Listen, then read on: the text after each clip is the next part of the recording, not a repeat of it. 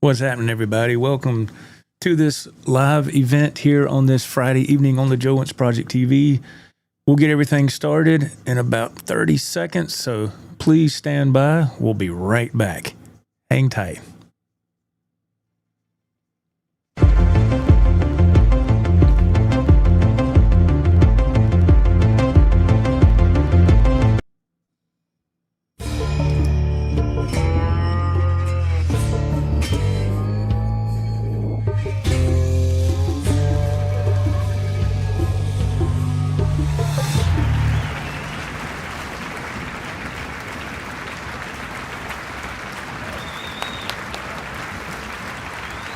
What's happening, everybody? We're a little early.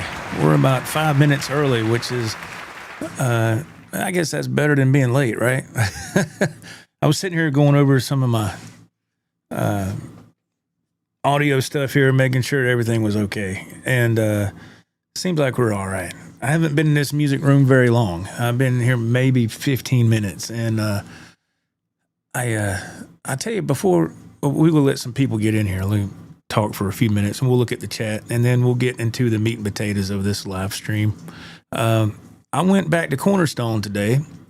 If you are not familiar with that guitar shop, look in the playlist section of this channel to the guitar shop reviews. And that was the last shop that Ralph and I visited. It was about 2 or 3 weeks ago, I think. And we went there, and it was fantastic. And so while we were there for our visit a couple of weeks ago, I dropped off my PV Wolfgang Special to have some electronics. How do I say this, Joe? Electrical work? Damn, I can't talk. And so I told Art I wasn't in a hurry, man. I said, just when you get time to get to it, that'll be fine. And he texted me, I don't know, a couple of days ago and said, man, I got your guitar ready. And that's the last PV Wolfgang Special that I own. And when I originally got that guitar years ago, the original pickups didn't come with it. Somebody ripped those out and they put some really cheap pickups in. So I went ahead and put an EMG 81 in the bridge, but I disconnected the neck pickup. Because I got tired of when I would tap on those Wolfgang Specials, even the EVH models today, that switch is down for the humbucker. And when you go to tap, if you're not careful, you'll bump that switch and it'll go up one, and it's annoying. So I asked him to go ahead and reconnect that neck pickup and reverse the switch, rewire the switch. So up is the humbucker and the down is the neck. So I went by there and picked it up, and he said, you want to try out your guitar? I said, yes, please. So I hooked up to a 5150 combo, and plays great, man. It's fantastic. So we chit-chatted for a few minutes, and then I came home, and I fixed dinner, and my mom came over and ate with us, so we had a great dinner. We watched a movie, and here we are. So Let's head over to the chat. Like I said, I know we're still a couple minutes early. Some people will probably not used to me being early like this, but I hope that didn't mess people up. Let's see here what we got. Let's start off with up first. We got Scott from New York. Good evening. First one here tonight, he says. That's awesome, man. Scott, I hope you're doing well, man. He says happy Friday. Good to see you, sir. MPL in the house. He goes, hello, Joe, and everyone. Thank you, man, for being here. That's really nice. Rico, he says, hey now. Hey now. Greetings from a sunny 103 in Arizona. So glad I can catch this live stream. Thank you, man. I'm very thankful that y'all are here. I really appreciate it. Thank you so much. That's really nice, man. Mr. Ricky Compton is in the house. He goes, hello. Hey, man, how are you? Nice to see you. Thank you, Scott. I appreciate it, brother. Thank you very much. Is that John? Let me do the pop-out chat so I can see if I can read this a little bit better. Is that John Landino? Am I saying that right? Hey, John, how are you doing, man? Kerry Crouch, hey, how are you doing, sir? He goes, I dig the intro. Thank you, man. Yeah, I tried to do my normal intro with the TV and the static and all that, and it wouldn't play. So deleted it and re-uploaded it, and it's still, I don't know. Maybe it's this platform that's acting crazy. I don't know. But thank you, Kerry. I appreciate it. Scott from New York, they have a busy schedule coming up this summer for their band. Was it Bad Luck, I believe? And so, man, congratulations on that. That's awesome.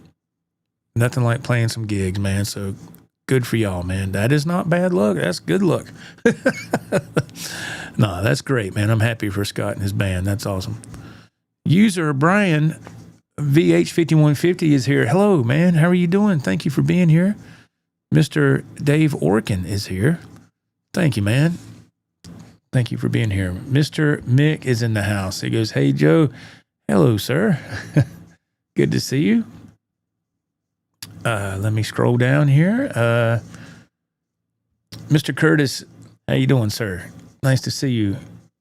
Mr. John Landino, he goes, you got it right. All right. Thank you, man. I appreciate that. And Blue Mox, hey, how are you, man? It's good to see you.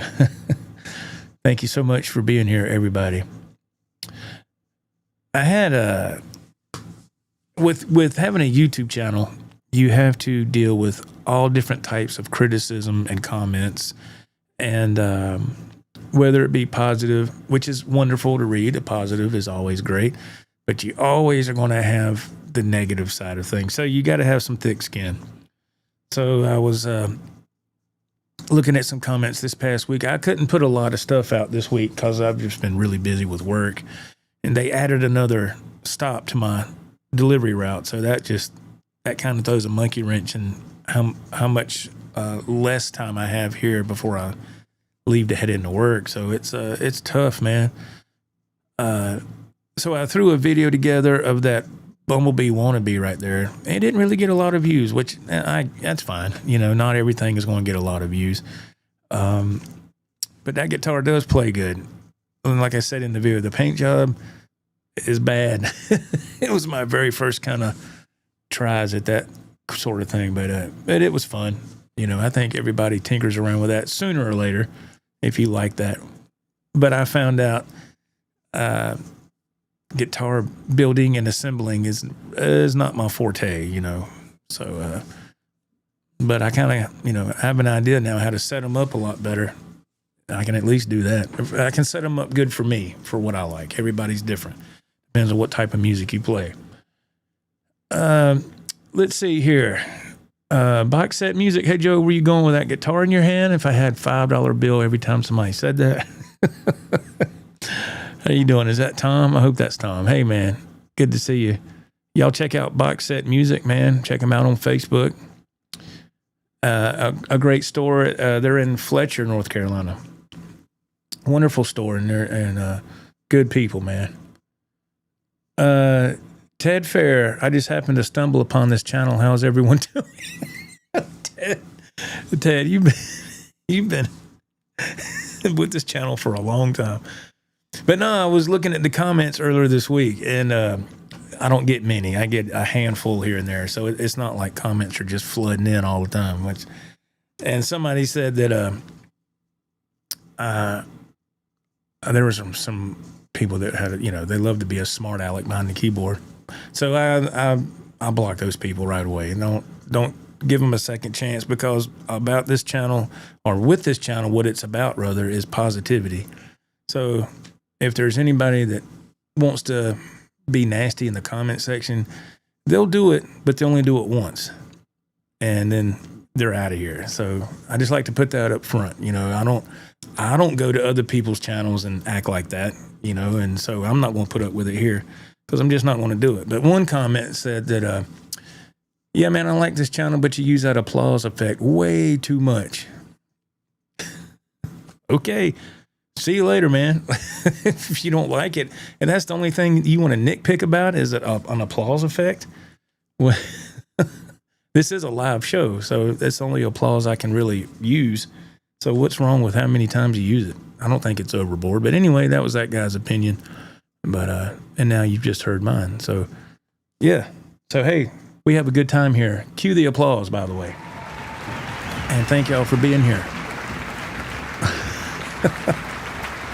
Oh my gosh.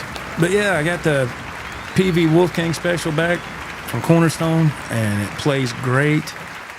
It's I was like, yeah, that thing's, she's back where she belongs now, man. And that's awesome. That is awesome. I'm so glad that it's back from the dead, you could say, I guess. Is that fair to say? So, yeah, it's been a busy week for me, man. I've had some crazy stuff happen this week at work. And what I like to do is I like to pull this up on my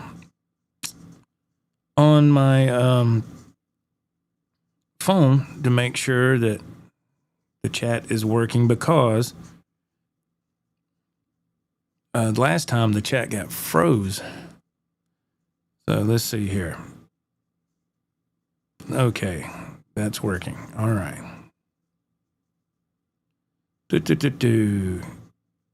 All right. Just want to make sure we got it going on here. Okay. So everything's still going good. That's great. Okay, let's read a few more comments and we'll get busy. Blue Monks, he says, that reminds me of bacon frying. I love it. Oh, the applause effect? Yeah. I think it's great, man. I've always loved like Johnny Carson and David Letterman when I was growing up, and that was just something that that type of TV, I know I'm not comparing this to that at all, but that live audience thing I always thought was really cool. I was like, well, if you can't, we have a live audience, but it's, it's a digital enhanced live audience, but hey, I'll take it. People are here vicariously. Scott from New York, Joe, what are your thoughts on Fender and the current situation with them? It's funny, man. I don't think about it. I don't put a lot of thought into it. I know that's what's blowing up the YouTube algorithm right now, but I just, I don't care. It doesn't bother me either way. A lot of people, I do read people's comments on social media on other platforms and other channels, or whatever you want to call it. They're what they're wanting to say, and a lot of people are turning against Fender now. Some people are, of course, all the wisecracks are coming out. All the Fender's getting a lot of hate, and then it's getting a lot of love and this and that. It doesn't bother me, man. I mean, at the end of the day, and I know that I don't mean to cop out for a good answer here, but at the end of the day, I'm just going to play the guitars I like to play. Whatever they want to do and go after people, I can see both sides of it, man, but I'm not that concerned with it, really. It's not affecting my bottom line on nothing. But I'm curious to see now with the only guitar to me, I think, that is really going to maybe feel something from this. This is just my opinion. I don't know. I'm no Phil McKnight. I don't know. I don't have the knowledge of some, like Phil or anybody else. I'm just spitballing here. But I think the one company that might feel the heat from this might be PRS with that Silver Sky, because to me it's a spot on copy of a Strat. I had one for a short time, and I sold it. But I love Strats, and Silver Sky was okay. I don't know. I just couldn't bond with it. It just looked. I might get some hate for this, and that's fine. It just looked weird playing a Strat, pretty much look-alike, dead-on copy with a PRS headstock. I was like, man, I just can't get past that. That looks weird. I mean, the guitar played okay. It was a Silver Sky SE. It was, I think it was like $799, $800. It was all right, but there was nothing about it that made me go, God, this is amazing. It it didn't do that for me. The pickups were thin, single coil. That's, kind of what you get with that. And I was like, yeah, okay. And so I sold it. I got rid of it. Let me see here. Mr. Curtis says, I think the applause effect is pretty cool. In fact, I applaud your applause. Thanks, man. I appreciate it. Let's see. Scott from New York. I love Fender, but what they are doing just seems ridiculous. But that's my thoughts. Yeah. Feel free to share your opinion in the chat, y'all. I don't, all opinions are welcome, as long as they're, everybody's an adult and, you know what I mean? Nobody flies off the handle and gets stupid. And I welcome all opinions. But Scott says, but I love my Strats. Yeah. Yeah, I do too. I still love my Strats, man. Here lately, I'm more of a Super Strat. I've always been leaned more towards Super Strats anyway. But there's a time, I still like to play a Strat. I don't know. It depends on the song, I guess, the music. But I still have a special place for my Strats. Don't get me wrong. Do I think it's crazy what Fender's doing? I like I said, I don't know. I'm not a lawyer. I don't study what they're doing. I don't know. I think they're just wanting to dominate everything. Kind of like Walmart. Walmart wants to monopolize everything. But I don't know. Like I said, I don't know all the facts, man. People were, know a lot more about it than I do. I'll just put it that way. But I'm not really up on it. I haven't really followed it too much. I see stuff, like I said, from other people's posts from other social media outlets, and I'm like, well, okay, time will tell, and we'll look back on that and say, well, that was crazy, or that was awesome. I don't know. It depends on your standpoint, Downtown AJ Brown, I spy a blank space on the wall rack. Curious to see what is taking the place of the satchel. Thank you, man. Yes, you did notice that, sir. Good eye, man. Good eye. Ted Fair, I wanted to rent a Ferrari for the Rush concert next week. Oh my God. But it's $1,400 a day plus $1,000 deposit. I'd rather drive an AMC Gremlin and buy a new guitar with that money. Yes. Holy moly. Rent a Ferrari just to drive it to the concert and come back and turn it in the next day. That's dedication, my friend. Hey, if you got it and you want to do that, go for it, man. That'd be wild. You have to send me some pictures, man. That'd be awesome. Jimmy Z, hey man, he goes, I agree, Scott. I think Fender has made a big mistake in the way they went about this. I'm PO'd with them right now, but this will all pass at some point. But it's nothing that alters my life. Yeah, me too. Yeah. Do I think it's a little silly? Yes. In the grand scheme of things, yes, I do. But, I don't know. They wanted to make a point for whatever reason. I guess, I don't know. I think I heard Phil McKnight say that if people just license their stuff through Fender and everybody would get their cut of the money and the quality control would be better, which I agree with that. Why not just get the license and you can still make these guitars and they would be a little better quality. I don't know. That was what Phil said. I think that's a great point, what he said. Because I'm going to tell you, I don't put a lot of thought into this whole Fender thing. I'm like, okay, whatever they want to do. I got other stuff going on in my life, but it is pretty wild. Mr. Landino says, only have 2 guitars, both are Schecter. Oh, nice, man. Schecters are wonderful. I have one Schecter, and it's the Sun Valley Shredder. Is that what it's called? And it's blue with the black pick guard, and it has a Sustainiac pickup in the neck. I love that guitar. That guitar plays wonderful. Yes, Scott says Schecter guitars rock. Yeah, I agree. They do. They do. I love those guitars, but yeah. So let me kind of go into a little detail before we get into the unboxing here. It's barely out of frame. I'm gonna have to like move this chair over here and bring the box over here. It's gonna, I'm like this. I don't know what's going to happen here. I have not. It was delivered last night. I was at work. Thankfully, my wife was here. Hey Rod, how you doing, man? Nice to see you. Thank you for being here. But thankfully, it didn't get delivered till like 7:30 last night. It was crazy. I was already heading to my destination in the rig. Well on my way, actually. So I come home early this morning.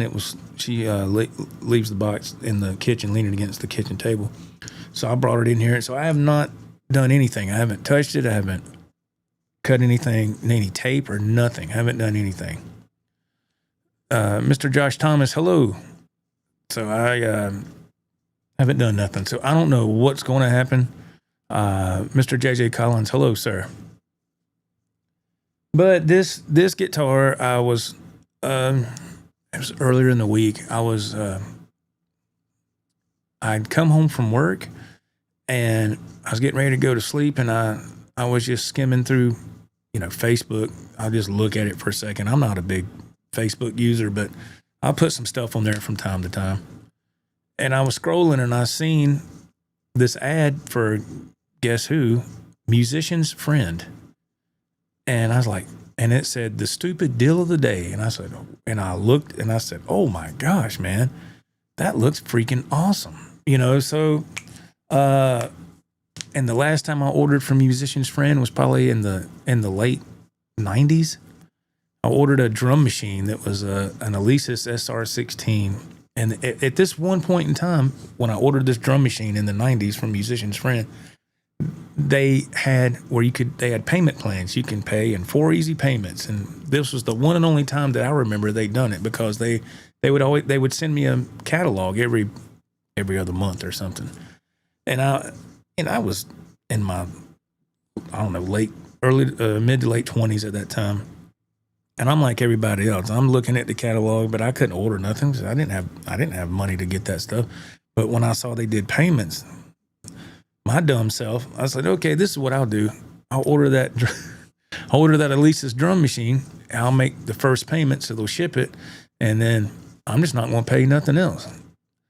Which was stupid because I can't remember what happened. I can't remember if I closed my account down. I tried to be sneaky. You got to remember, I was in my 20s. I was young and stupid.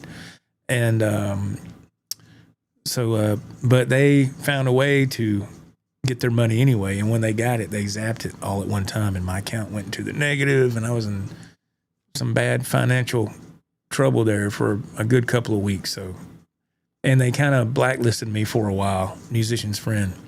And then the next catalog I got in the mail, they didn't have the payment plan no more. It was like, you just have to buy it, So anyway, that's the story with Musician's Friend. And so this makes the second time I've ordered from them. Ain't that crazy?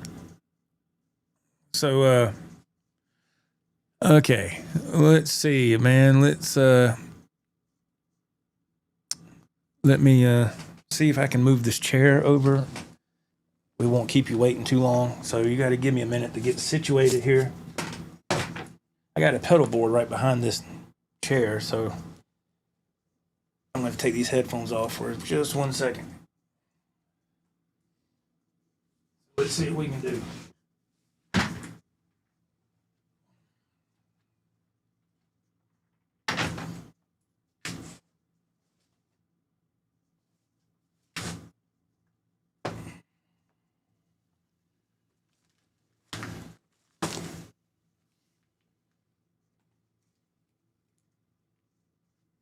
All right.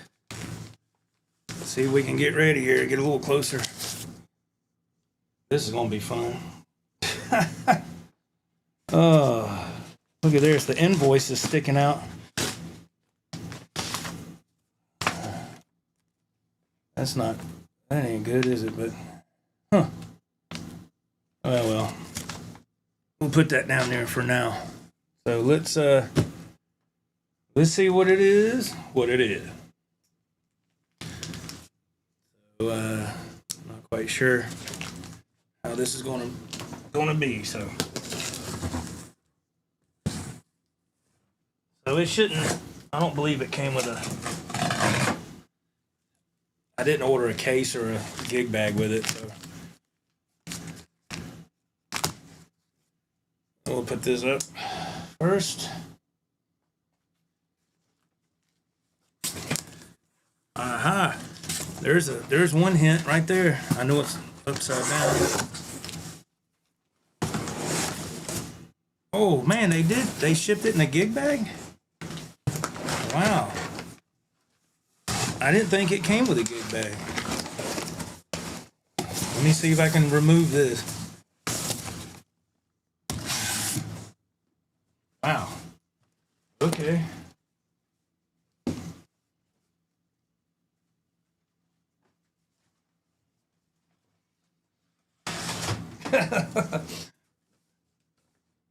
So there's a hint right there. AB Normal, how you doing? So there's a hint right there. Yeah, man. So I don't know if this guitar's been set up. I have no clue.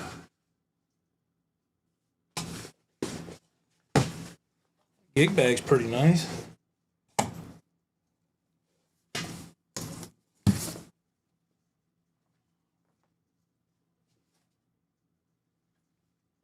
Oh.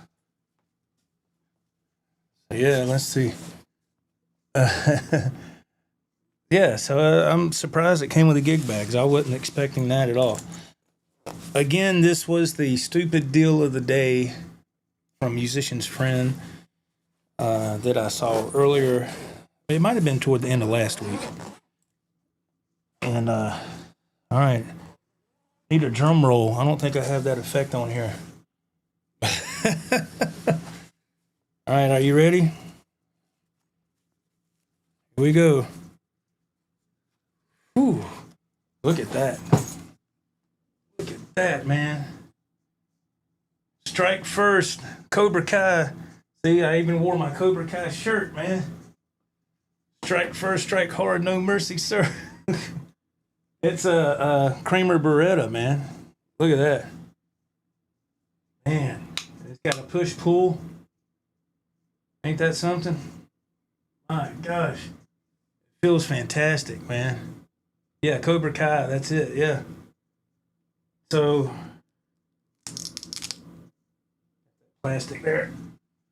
So I gotta see if, I'm assuming this is a Floyd 1000. This was the stupid deal of the day. It was $6.99 from Musician's Friend. Normally, $9.99. So normally $1,000. And so I saved $300. And yeah, this looks fantastic, man. Let me see if I can find a whammy bar in here or something. Surely to God they got something in here. It'd be my luck if there was no whammy bar. That was like getting Musician's Friend and Guitar Center this owned by the same thing or something. Oh, okay, there we go. Oh Lordy. That'd be my luck. Oh, sorry, we ran out of whammy bars. Just my luck, man. Oh, gosh.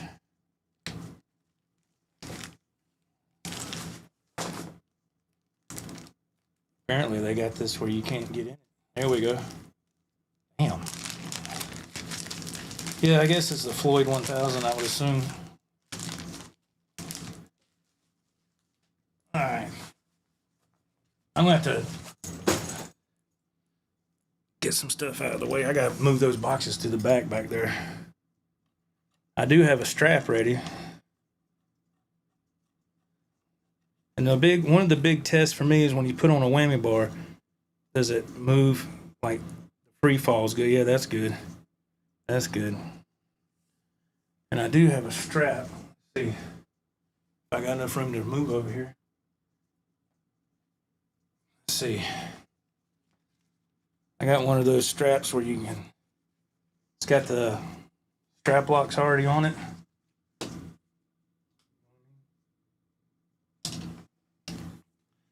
Let me see if this will work.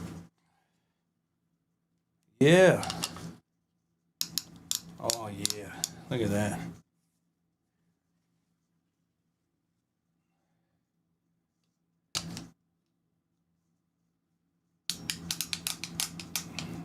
Heck yeah. Look at that. Man.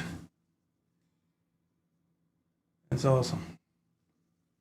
Edwin, what's going on? No whammy. Yeah, that's that would be my luck. So I gotta tune this thing up. I gotta see what all out of whack it is, if that's all right with y'all.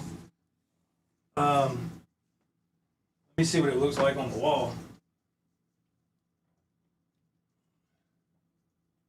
Oh, yeah, man. Come on now. Man. Whew. It looks good. It looks really good. Let me highlight some of these comments here, because I don't know what I'm going to deal with if it needs to be set up. I mean, hopefully not. Hopefully you just got to tune it. And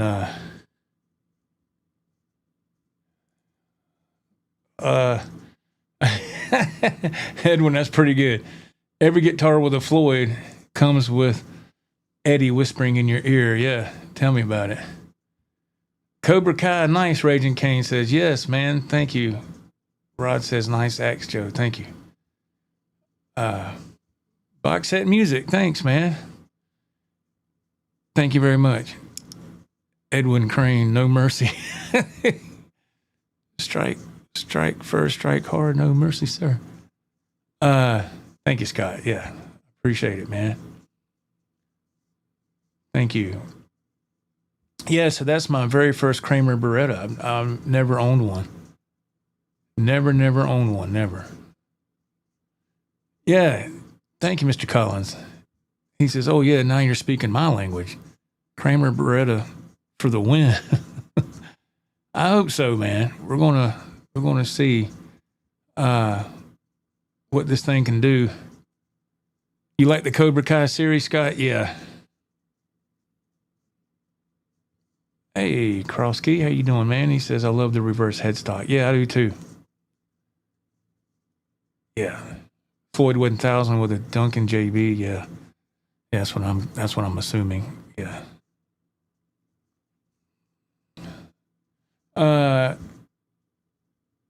Scott from New York, I know you buy guitars. Does your wife collect or buy things? Not really. She's very simplistic, man. She doesn't, she's not one of those women that buys purses or jewelry. I'm very fortunate. She likes to buy her some simple things, man. Maybe some jeans and tennis shoes. She mainly spends her money on the grandbaby. That's where that goes, which that's fine. Miyagi approved. Thanks, man. Yeah.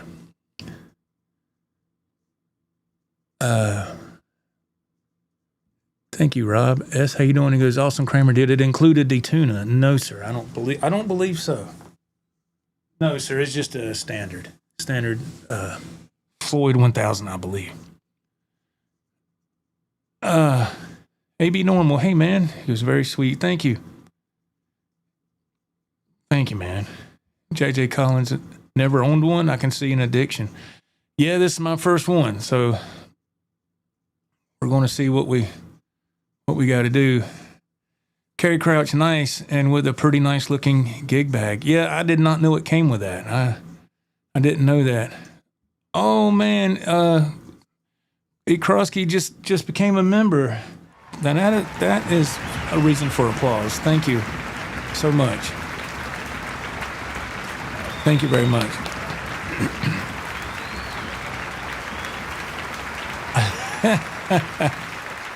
Edwin, come on, man. That was a great movie, man. Come on. Let me see if I can get, I don't know if it'll let me do a commercial or not. Do y'all mind? I got to move these boxes to the back here. It'll take me a second and cut this stuff on. So if this will work, I'll be back in, I don't know, maybe a little over a minute. Is that okay? And a minute, 10 seconds to be exact. So don't go anywhere. We'll be right back right here on the Joe Wentz Project TV. See you in a minute and 10. You know what? That's a good segue. I want to share some stuff with you guys. So I thought I'd do a shout out on a small channel. I've been watching this channel recently for a while. It's the Joe Wentz Project TV, and 15,000 subscribers, which is a very respectable number. So, you know, for those of you that know, it's really hard to get that number. It's hard to get any of these numbers, especially, you know, today's age when you're going to the news. He does a lot of stuff, but one of the things he does is he goes to a music store and he does it with his friend Ralph, which is funny because I have a friend Ralph, and he goes and checks out stuff in the store and he just kind of highlights the store as we like to see. And he does live shows. They're pretty laid back and fun. He kind of talks and stuff and goes over stuff. And I just like to highlight it. Because I think sometimes, you know, I try to from time to time highlight a smaller channel. I've been listening to him a lot lately and just getting a vibe of it. Yeah, and Joe can really play. Brian said that too. I agree. Joe can really play. He's a great player. He's really chilled, really laid back. I just thought it was really cool, and I thought it was a good time to just talk about that, especially give it a shout out for that channel, and especially since Joe's got a great channel and he really deserves the shout out.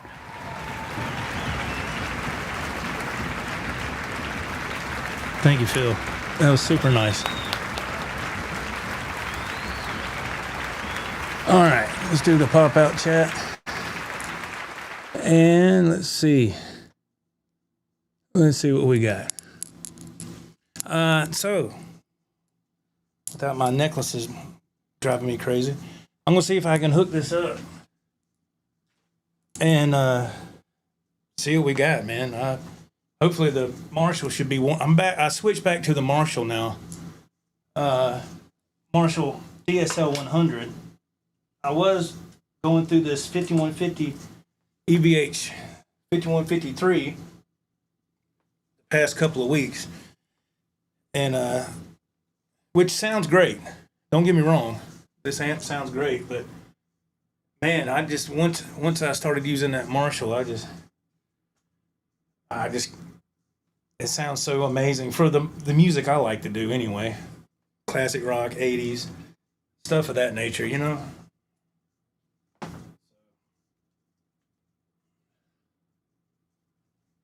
So let's see what we got to do here. Thank goodness I already got the strap.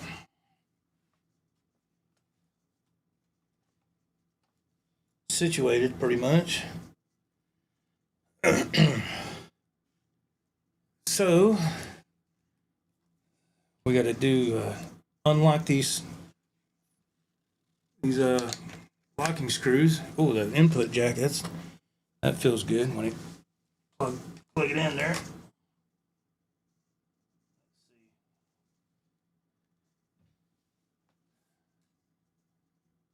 Yeah, I would say those are not. I think they would ship a guitar in tune. I could be wrong, but we're going to check it anyway. And it's set in the box for almost 24 hours. So, oh, it was close. How about that?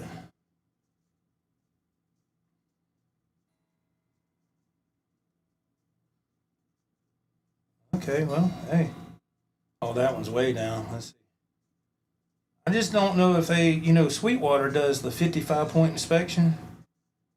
And I don't know, Musician's Friend / Guitar Center, I don't know if they do that with a new guitar right out of their warehouse. I just don't know.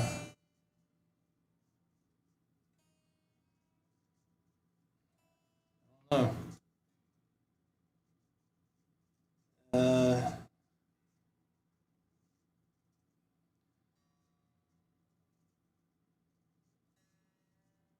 This is the only thing with the Floyd. It's got to get leveled out.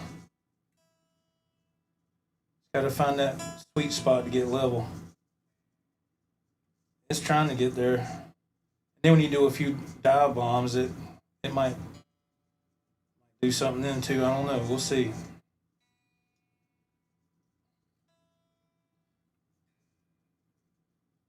We'll see. It's live, y'all. It's live. All right, we'll see what we got now. I have to go back and put some chapters on this thing when I'm done so people can skip to the section they want to. I didn't do that on the past couple of streams because I just didn't want to. I didn't feel like it. I can already tell you though, I will more than likely replace these locking screws with titanium. I got some up there. I just don't like these. Feel kind of, I don't know. It's a little sharp. All right, let's see. That's flat. That's good. Ooh, that's sharp.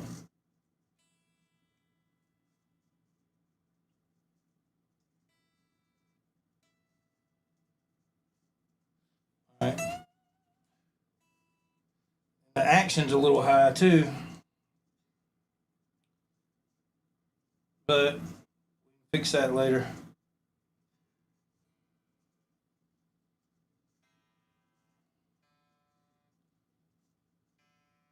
Well, I guess it's safe to say they don't really do no, not like what Sweetwater does. But all right, so let's see. We got Edwin Crane hit that. We're going to try it, man. Here we go. So they do. Ted Fair Guitar Center does a 55 point. Oh, I didn't see that. All right. All right. So this is just straight with no.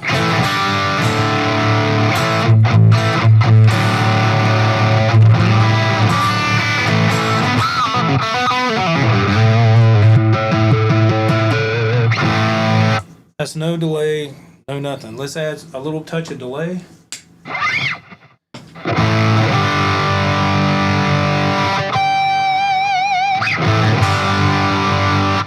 The Floyd, the floating Floyd is nice. It's very smooth.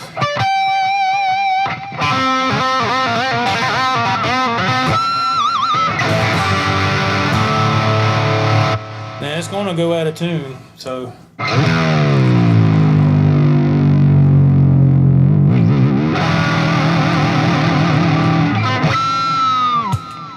So let's see how bad that went.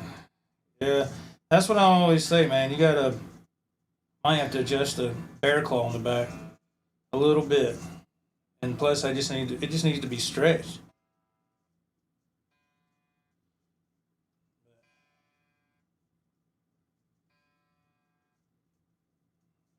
That's just how it goes with a Floyd, man.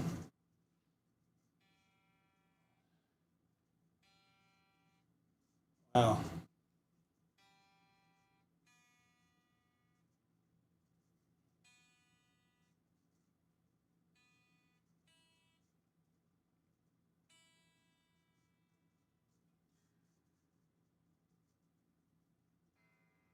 So what I do, if this keeps going, I'll take the back plate off.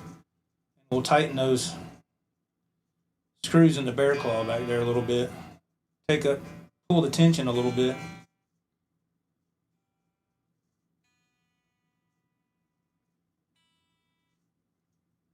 And look, that's probably what I'm going to have to do. I would imagine so. Hang on just 1 second. I'm sure that's what I'm going to have to do.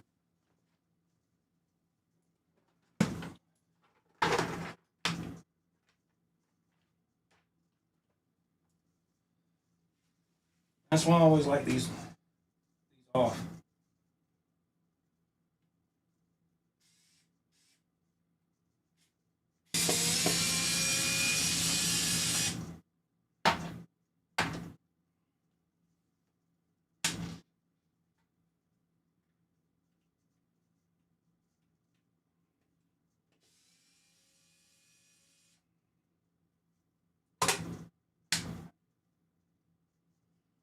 I just noticed it's got the cutouts on the back already for on the back door right there. It's already got the cutouts. I just noticed that. So this needs to be turned.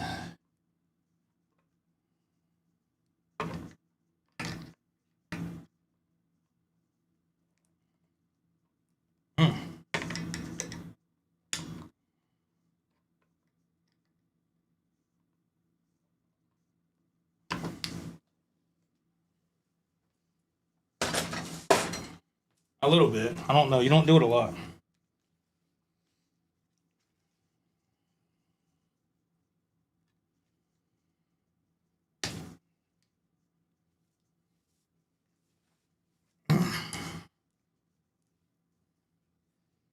So now we got to look at the tuning again. Sorry, y'all. So that's that helps right there a little bit. Yeah, so it pulls it. You don't need to turn it much either. I'm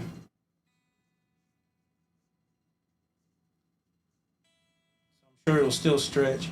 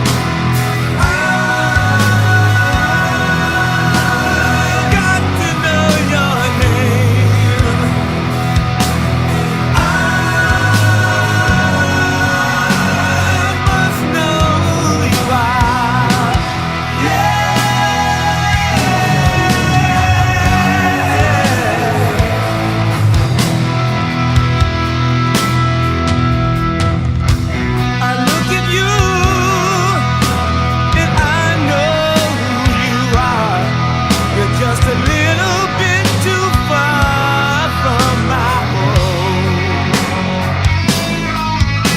But please don't get me wrong, even though it has been long. I hope I never sing my last song without someone. I stand behind you and I watch you from a mile away,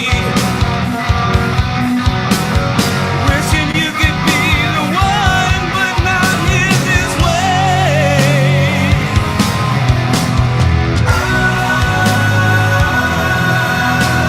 I've got to know your name, and I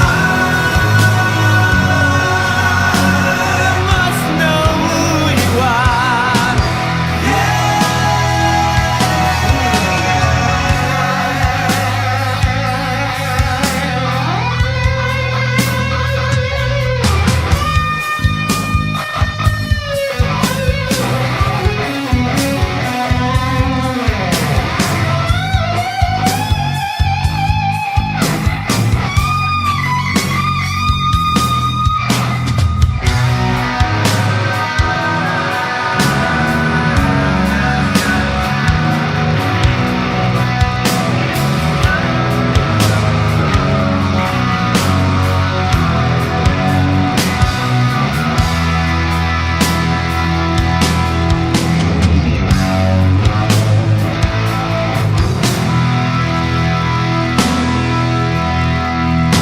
I stand behind you and I watch you from a mile away. I'm wishing you could be the one, but not in this way. Oh, I'd like to know your name, and I must know who you are.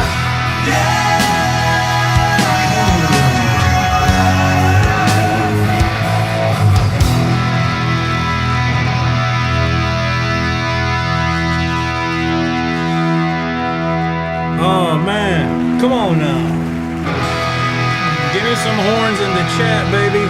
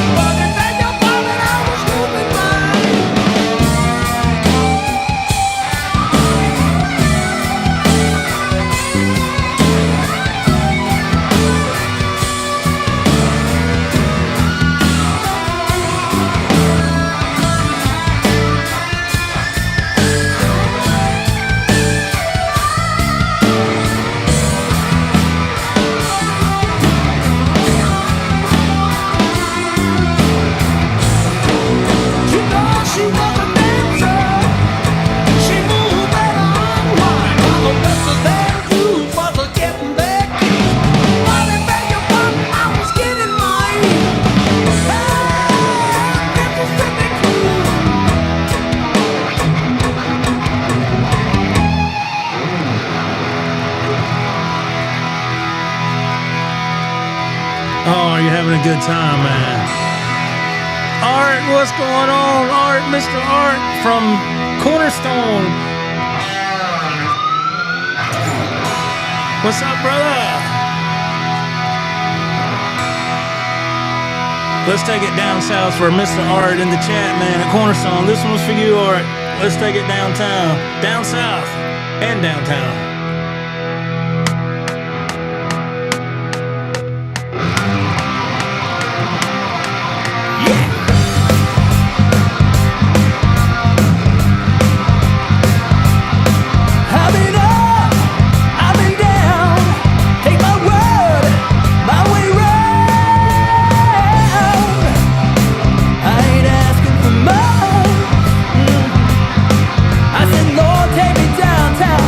I'm just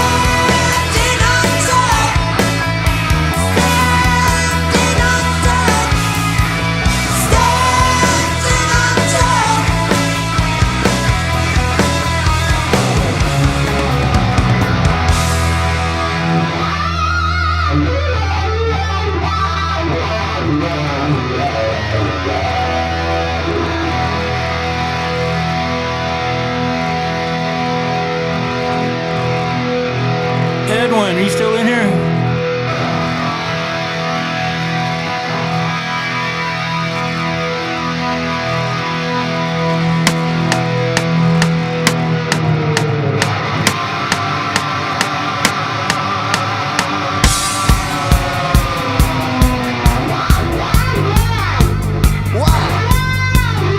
Well, let me roll up onto the sidewalk and take a look, yes.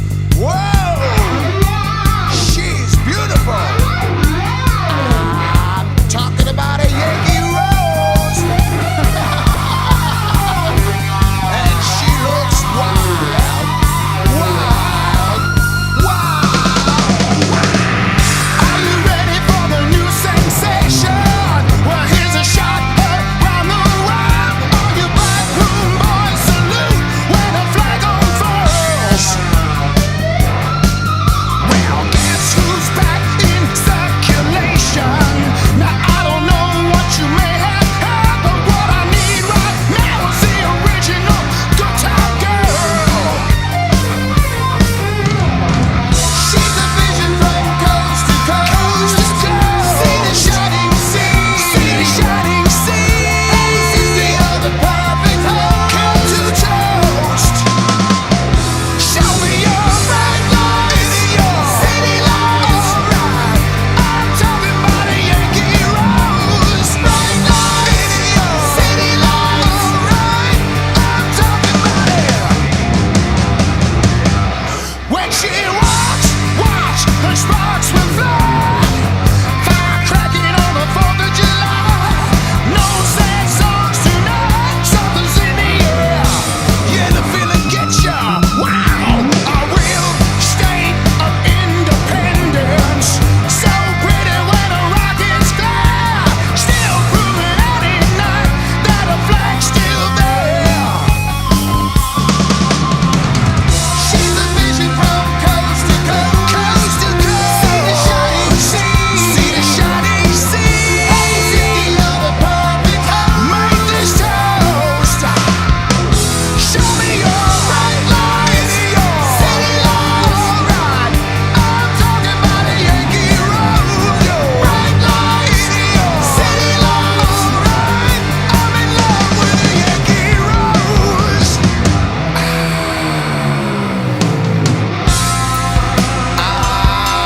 She's beautiful, alright.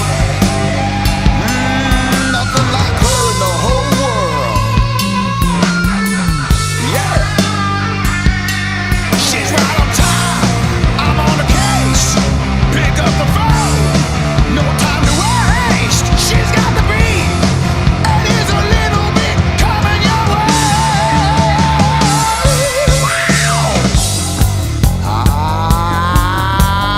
Wow. Raise them up there. Let's see who salutes, baby. Yeah, yeah, yeah, yeah, yeah. Little bit higher. Here's the national anthem here. Say.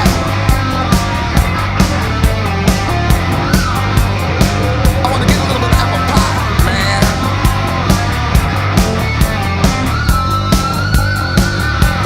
Bright lights, city lights. Bright lights, city lights.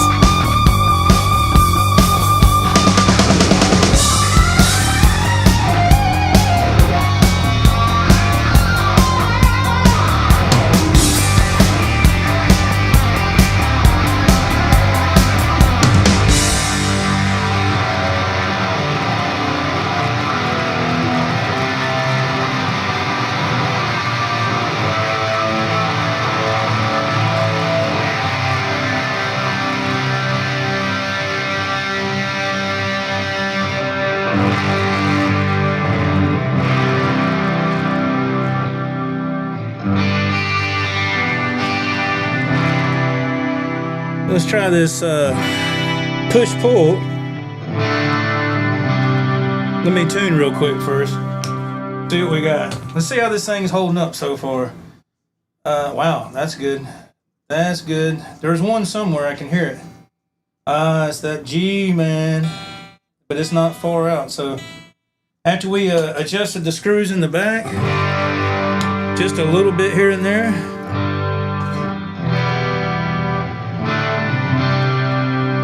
Turned out to be really good. Thank you, Edwin. Thank you, JJ Collins. Centrix himself. Thank you, man. Let's try this.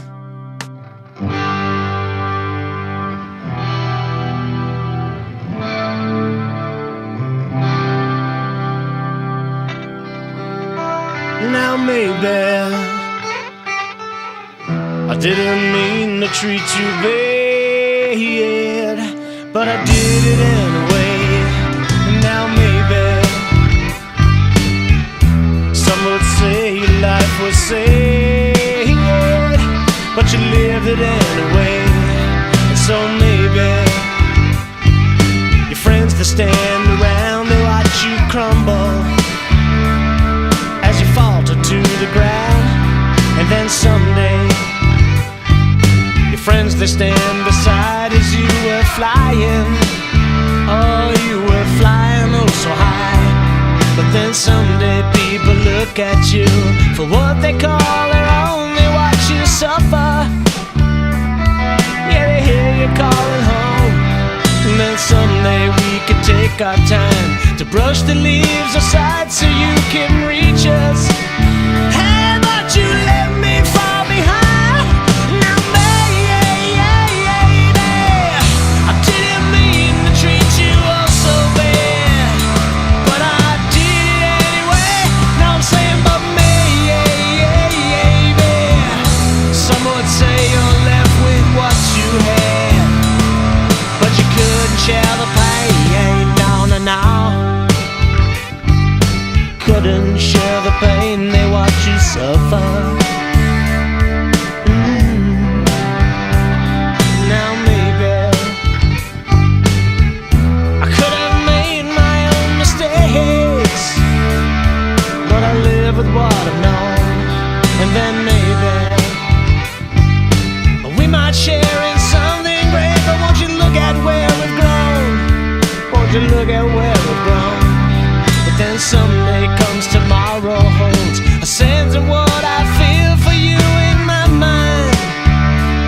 As you trip the final line, and that cold day when you lost control. Shame you lived my life so soon. You should have told me, hey, how about you let me fall behind? Now, maybe I didn't mean to treat you oh so bad. Oh, but I did it anyway. And now maybe some would say you're left with what you had. Oh, but you couldn't share the pain. No, no, no, no.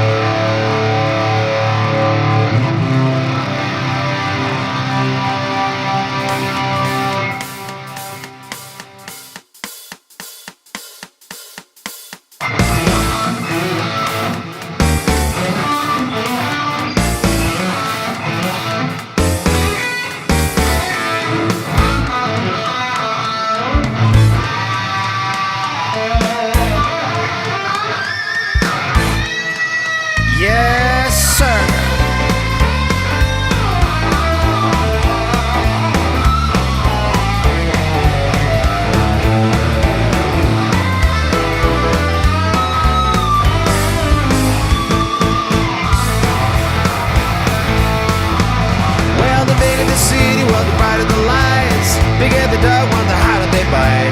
I don't know where you been last night, but I think mama you ain't doing right. Say I know a little about it. I know a little about it. I know a little about love. Baby, I can guess the rest. Well, now I don't read the daily news, cause it ain't hard to figure when people gets the blues. They can dig what they can use if they stick to themselves to be much less abused. I know a little, oh, I do know a little about it. I know a little about it. I know a little about love.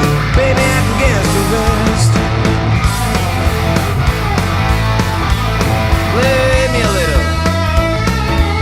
Oh, yeah.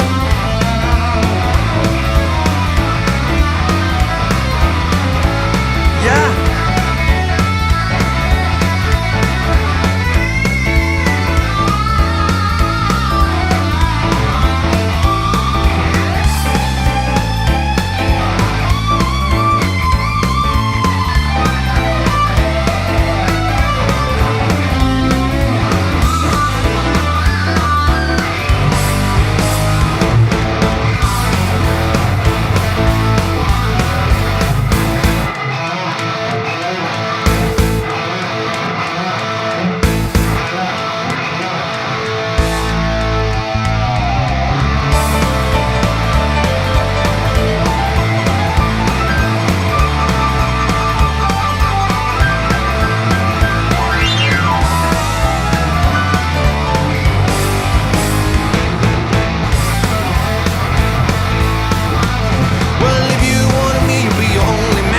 Listen up, mama, teach you all I can. Do right, baby, buy your man.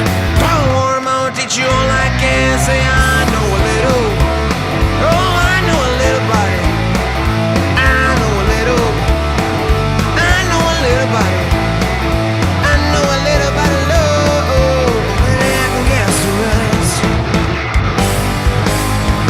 Well, I know a little about love, baby, I want you best.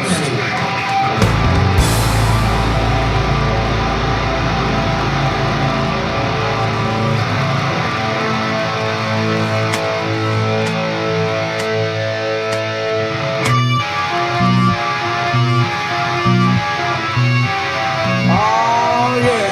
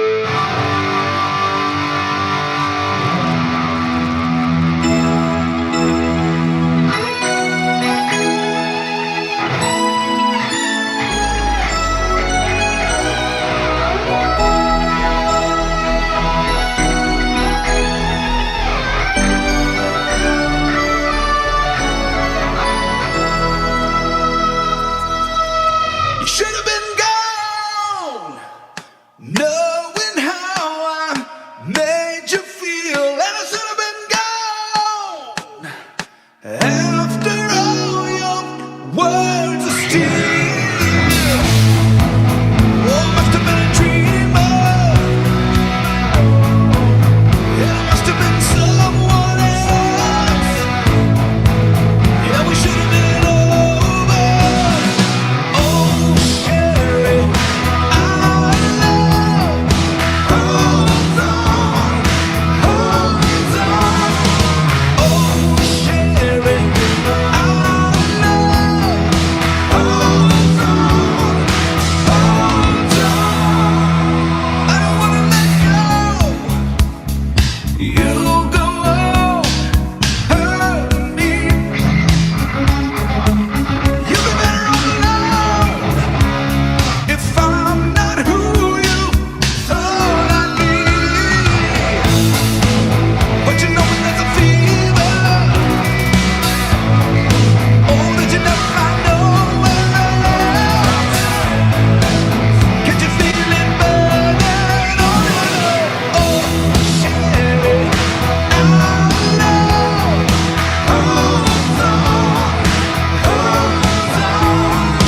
Oh, Sherrie, our love holds on, holds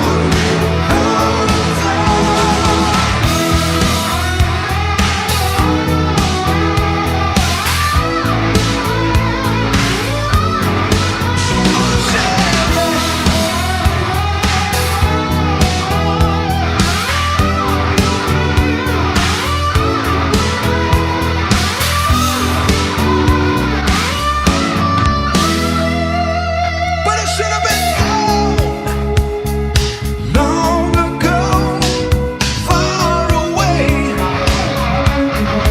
And I should have been gone. Now I know you'd like to stay. Sherrie, our love holds on, holds on. Oh, Sherrie, our love holds on, holds on. Oh, Sherrie, our love holds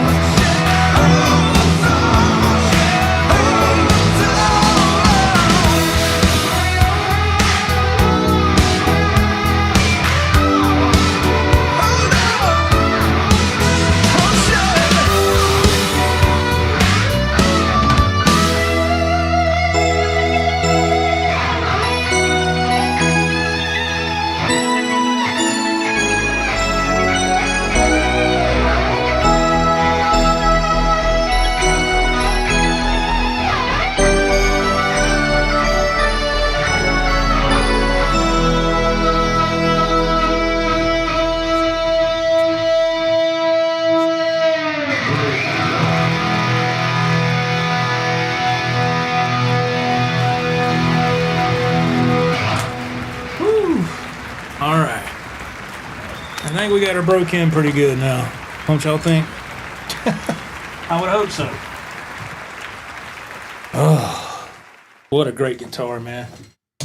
You know how it is when it's new guitar day, man. You got to break it in, man. What a fantastic guitar. Man.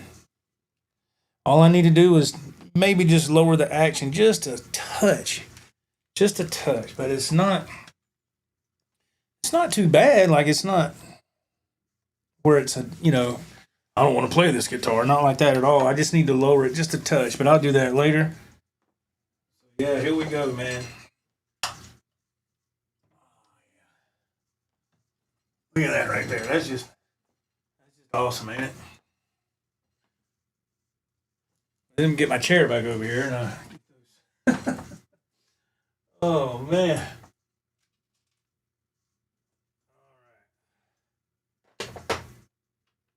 I'll put those screws back on in a second.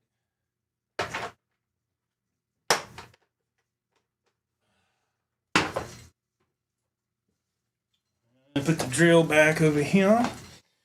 Let me get my chair back so I can sit down. Have myself a nice cold one.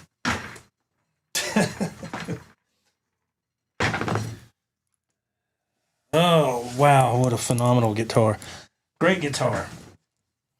And it's a lot of fun, too. A lot of fun. Sorry about that. I know that was a long demonstration. Come on, man. It's new guitar day, man. Come on. Cobra Kai.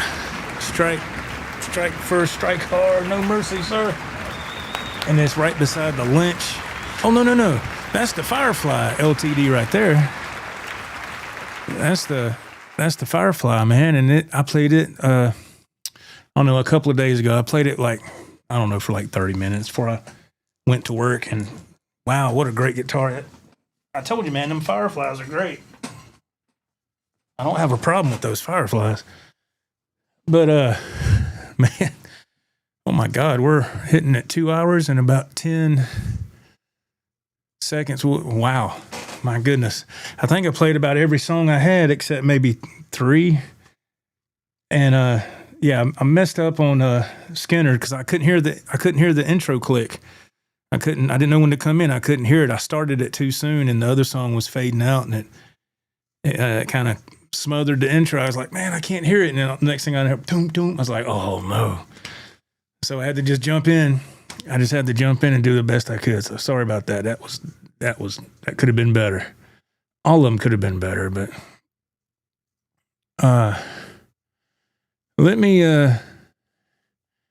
look at a couple of these comments. Not many, just a couple. We'll keep going. We'll go as long as y'all want to go. Mr. JJ Collins, thank you, man. I appreciate that.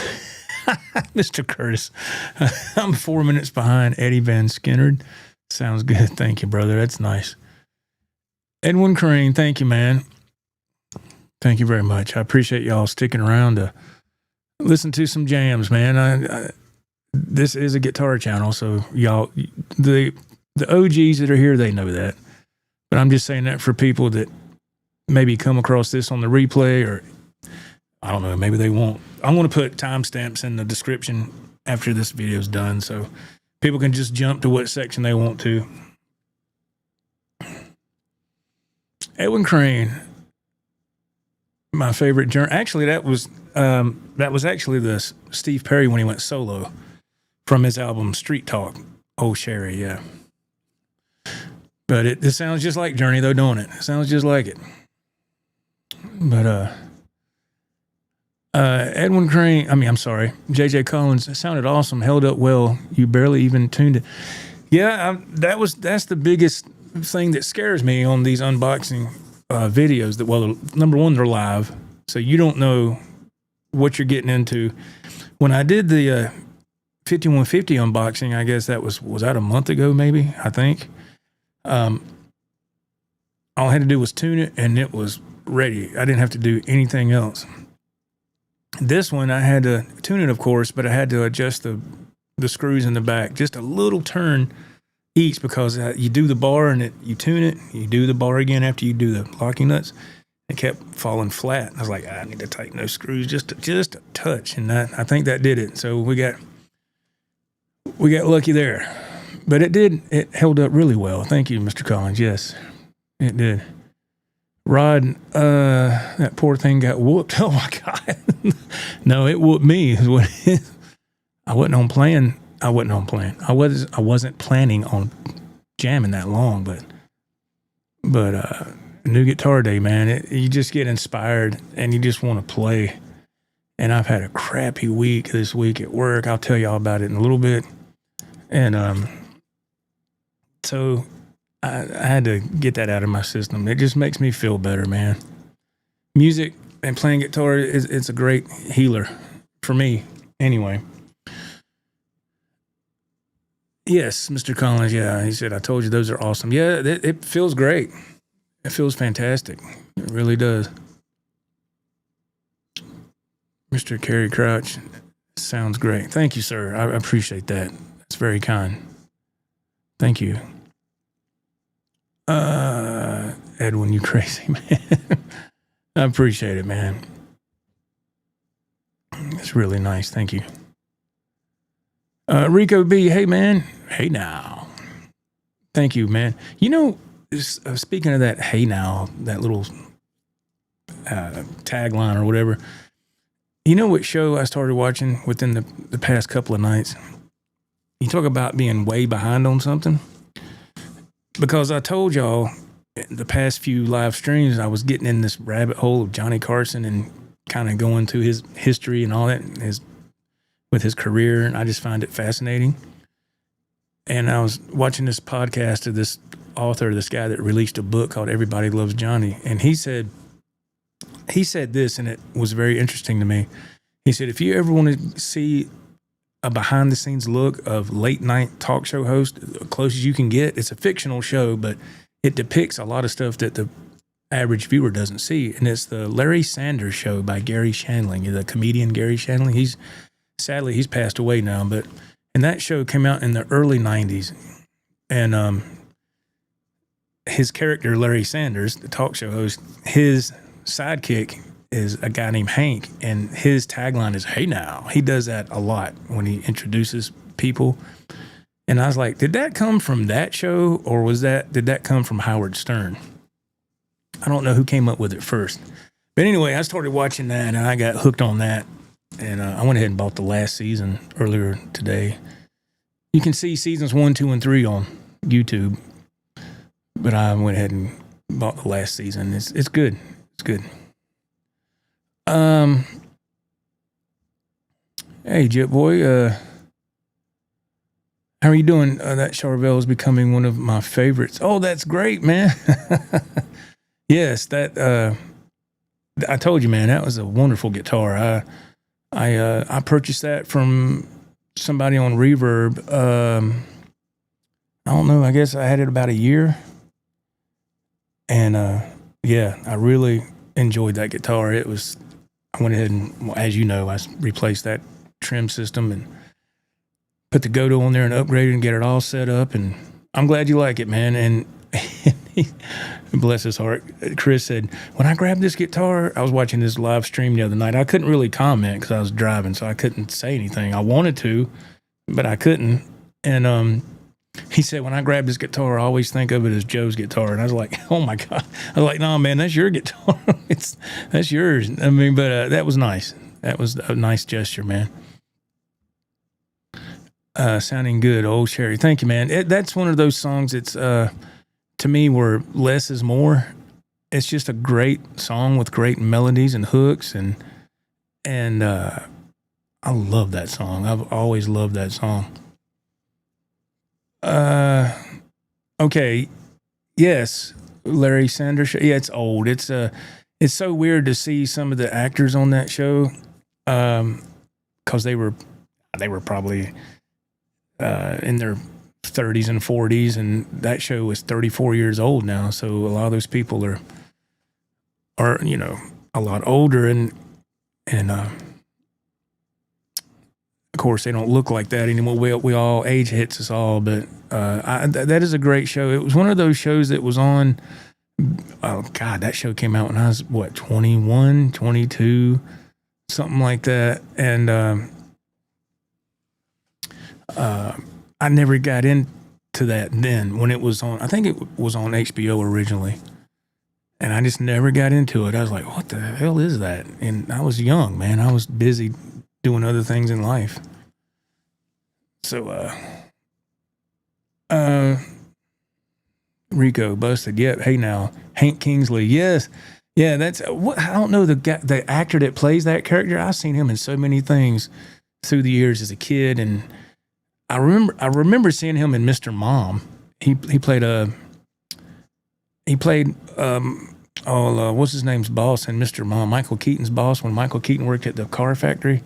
I think he was his boss at the time, but Mr. Mom, another classic. But yeah, I didn't know if that was I don't know who invented that tagline first. Was it from that show, or did Howard Stern get it from that show when he started using it, or was it the other way around? I have no idea. And it's funny because Howard Stern made a cameo on that show, one of those episodes. I didn't realize Howard Stern was that damn tall. God almighty. He's tall, man. I didn't know he was that damn tall. Carrie Crouch, Larry Sanders Show was awesome. And yes, that's that's where Hey Now came from. Oh, man, I got to give some applause for that. Thank you, because I didn't know. So that's cool, man. Yeah, I bought the last season when I woke up this morning. I got it off Amazon. Mr. Bill Frank is in the house. He goes, good evening, Joe. Hello from Detroit Rock City. I love the new Kramer. Thank you so much, man. That's the Kramer Beretta, the Strike First Cobra Kai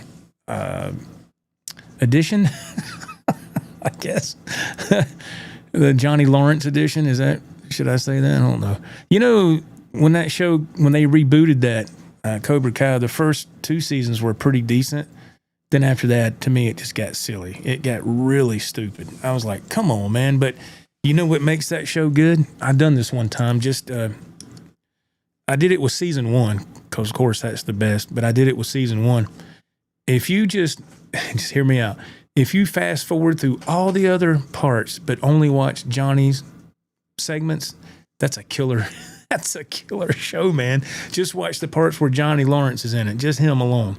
They could have done that Cobra Kai with just him, and it would have been awesome. I mean, probably not as powerful, but when he goes to that convenience store because he's down on his luck, he's having a hard time making money, and he kicks all those teenagers' ass in front of that store.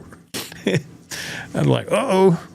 But I did that one time with like the first 3 episodes of season 1 of Cobra Kai. When it got to Ralph Macchio's dialogue, anybody, I just fast forward till it got back to Johnny, and I hit play, and I did that through the first 3 episodes. It was great. I was like, damn, this show can hold up with just Johnny and whatever he's doing.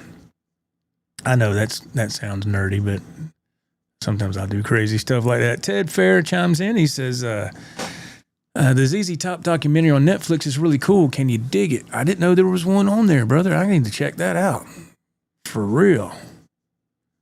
Randall Vandergriff, he says that I found some Sweetwater cables, look new to me, at the indoor flea market today.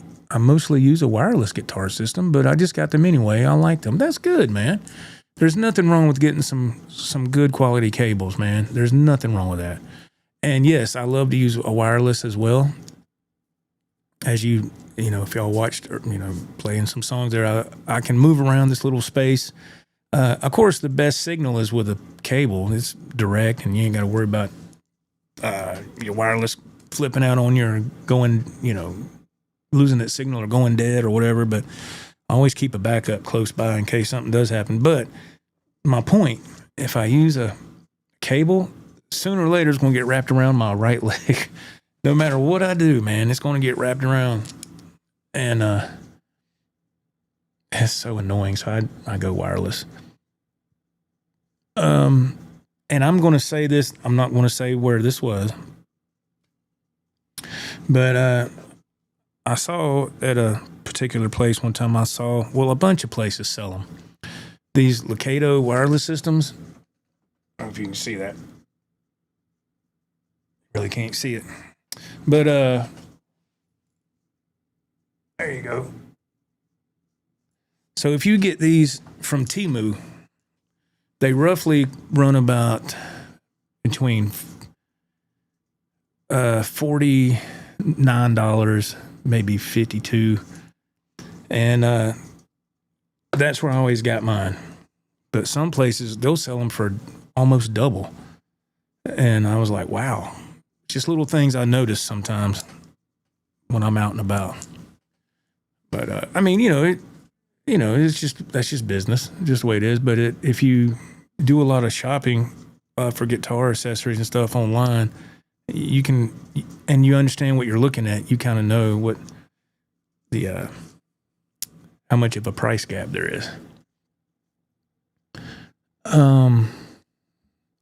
That's good, Randall. I'm glad you got some nice cables, man. That's awesome. Edwin says, like laughing. Oh, I barely remember laughing. I really didn't get into that. I was really young when that was popular. I think Goldie Hawn was on that, wasn't she? But that was like her and oh man, what's her name? Oh man, She's good friends with Jane Fonda. Lily Tomlin. I think wasn't she on Laughing for a while? I don't remember. Anyway, it doesn't matter. But let's see. Rod, I'm just kidding. Oh, wait a minute. I skipped a comment. Sorry. How long until I can buy that one, Joe? Oh, the Cobra Kai. I think I'm going to hang on to that one, brother. Yeah, like I said, I just happened to come across the musician's friend ad on Facebook. It said the stupid deal of the day, and I was like, wow. So like I've said before, the thing that gets me first is the color or whatever graphics is going on. That's what got me first. And I said, wait a minute, I got a Cobra Kai t-shirt that my stepdaughter got me for Christmas one year. And that's why I wore this shirt, especially because of what was going on. So I wore this as a kind of a hint, but I know nobody picked up on it. They was like, what? Anyway, Edwin chimes in. He goes, Johnny Lawrence rules. Yeah. His character is really good in Cobra Kai. I was glad to see them bring that back. But like I said, after the second season, it gets a little ridiculous. All the kids are doing karate and fighting and all this, and I'm like, come on, man, that would not happen in real life. But it's Hollywood, man. It's they have to tell a story, so I get it. Mr. JJ Collins says the Locato wireless that I just showed here are under $60 on Amazon, and sometimes even less if it's on sale. Yeah. Oh, yeah. Yeah, if you see them on Amazon, if you can get it Prime, definitely. But I got it off Temu, but it was in a local warehouse, so it got delivered very quickly. I think I got it in like 2 days. And I have this. I got this set. I got another one right there, and I have another one that's brand new in the box in the back right there. So I have 3 sets in all. And they're very reliable. I was very shocked at the quality. Jess from the Caribbean, hey man, he says, good evening. Are they small frets? No, they're I'd say medium jumbo frets. Yeah. Yes. It's very comfortable. Like I said, I need to lower the action just a touch, just a little bit. But other than that, it's great. It plays really good, man. I'm very happy with it. You can feel a little bit of fret sprout on it, just a little bit, but that'll go away. It's just very slight. It'll go away, though. Let's see. Edwin says, no mercy on Chords is my cooler thing. I hear you, man. That's great. Jess chimes in. He says, I had a Kramer, what was that, 424, had small frets.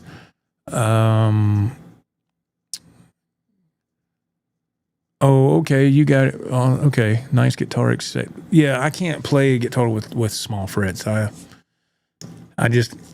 can't do that. It's hard to do the tapped harmonics with smaller frets, and it's probably easier to do bar chords and stuff. For I guess it depends on who the player is, but I prefer jumbo frets. I love jumbo frets because you can really do tapped harmonics and all really good. It's easy to do. You have to be very accurate when you do tapped harmonics, but if your frets are at least medium jumbo frets, you're okay. Especially open harmonics too. That's just a me thing. Everybody's different. Yes, JJ Collins concurs. They are medium jumbo. Thank you, sir. JJ Collins, the guitar tech on call. Let's see. Mr. Randall Vandergriff says, mine has 5 channels. Okay, I'm assuming that's his wireless. Okay, off Amazon. Brian Frey off Amazon, shaped like a pole with a adapter for a single cut. Oh, okay. Okay, that's good. Yeah. And case, and it lasts a long time on a charge. No issues whatsoever. That's great. Can you give me a price range? What something like that runs? I'm sure it's a lot more than this one here, but that's great. That's great, man. Mr. Collins says, It was probably sitting in a warehouse for a while, hence the fret sprout. The first 2 digits of the serial number will tell you the year it was made. Thank you. I will check that out later. Thank you. Yeah, I'm assuming it's sitting in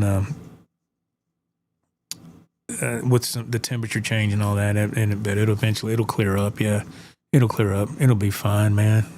I remember my first run-in with that years ago, and it was I think it was an EVH Wolfgang special. It was one of my first ones, and it got to be wintertime. It was cold outside, and I remember I grabbed my guitar and I went to go play, and I thought, man, why does it feel like little needles going up the neck? I didn't know that's what that was. And I was like, man, I'm gonna have to file these back or do something. And I heard somebody say it was a guitar channel I used to watch. I don't watch that no more, but I heard the guy say, just, it'll go away. Just give it time to settle. And it did. It went away. So yeah. Jess with a great question. Hey Joe, 22 or 24 fret neck, which do you prefer? I prefer 22. 24 is okay. My Schecter is a 24 fret, and it always throws me off because it's got that extra inlay at the top, an extra dot up there, and it always kind of throws me off where to go because I use those dots as kind of a map, and it took me a while to get used to. I'm okay with it now, but I would prefer the 22, especially on tapped harmonics. Like, let's say you're doing the tap part for Dance the Night Away by Van Halen, and if it's on a 22 fret, you can do that perfect, and you just get used to it. 24 fret, you got to remember to go down 2 frets, or you're going to hit the wrong stuff. And so I prefer 22. Yeah, I don't play much on 24 frets. I do it once in a while, but yeah, 22 frets. That's me right there, man. Yeah. Oh, Dance the Night Away. You love that? Yeah, that's a good song. It's different. It's when I first heard it a long time ago, of course, I got onto the Van Halen bandwagon really late in my life. It was in '86 when Sammy first joined, and my first Van Halen album that I purchased was 5150.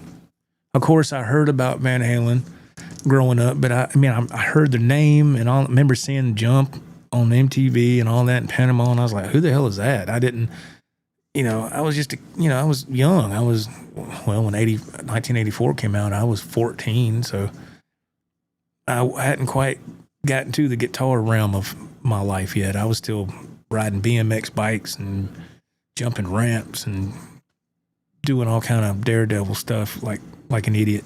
Stuff you do when you're a kid, you did when in the 80s anyway.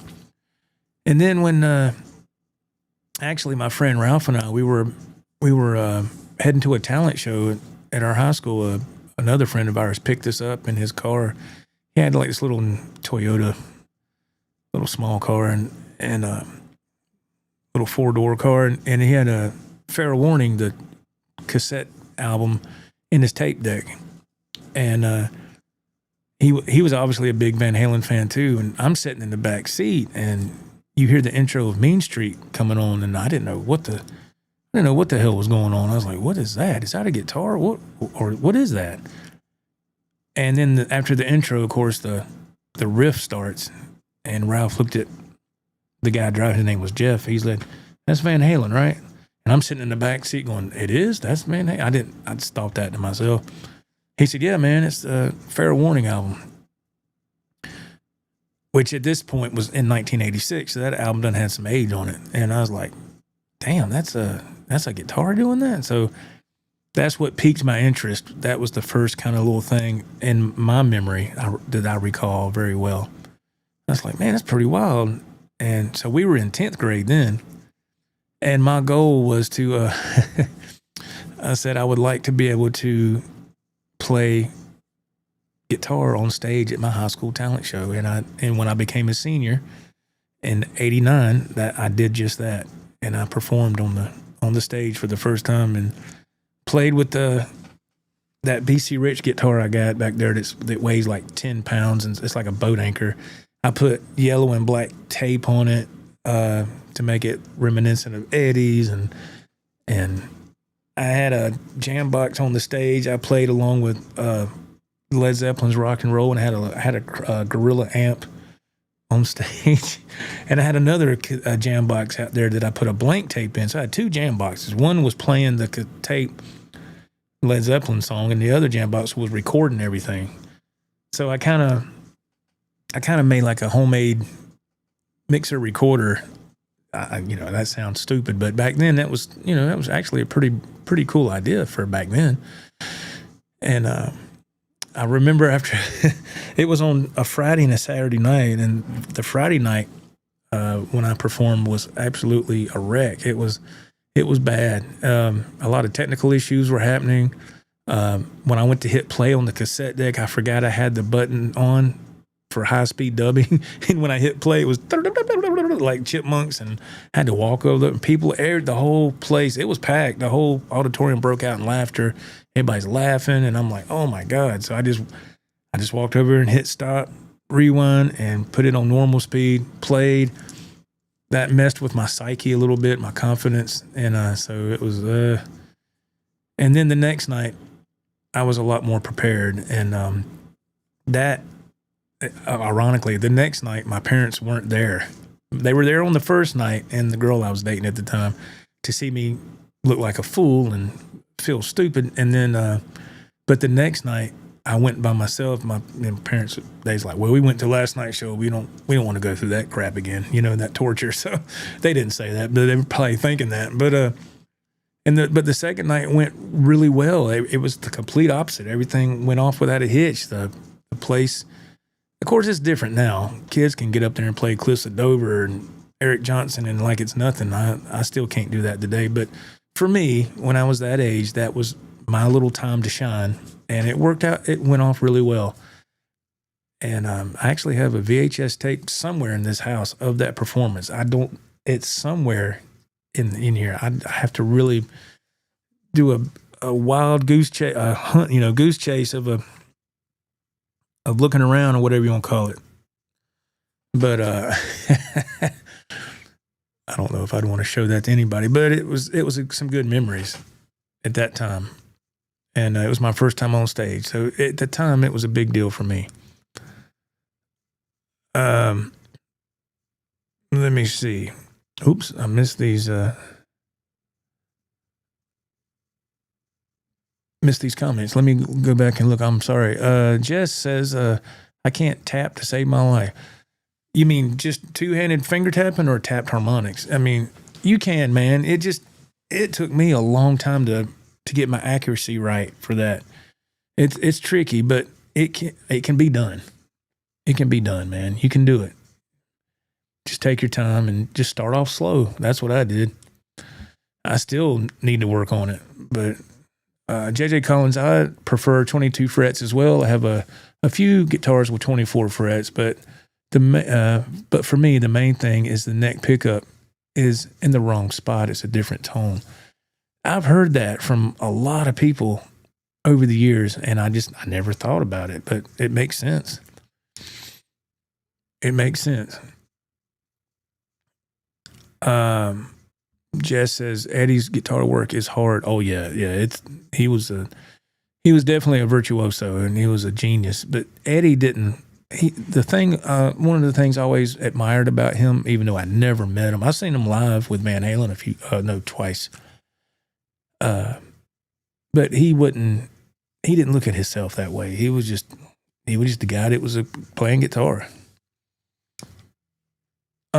Jess says he is a fan of the Van Hagar era. Yeah, I love that era. That's actually my favorite era, yeah. I mean, I love both. I say both. There's actually three, but I just only acknowledge two. But yeah, I mean, there's phenomenal songs with the Roth era. You can't take that away. You can't deny it. But everything changed when Sammy joined. The songwriting changed. It was just a different because there's a new element in there. And Sammy could play guitar. He was really good at writing his own, writing songs himself, rather.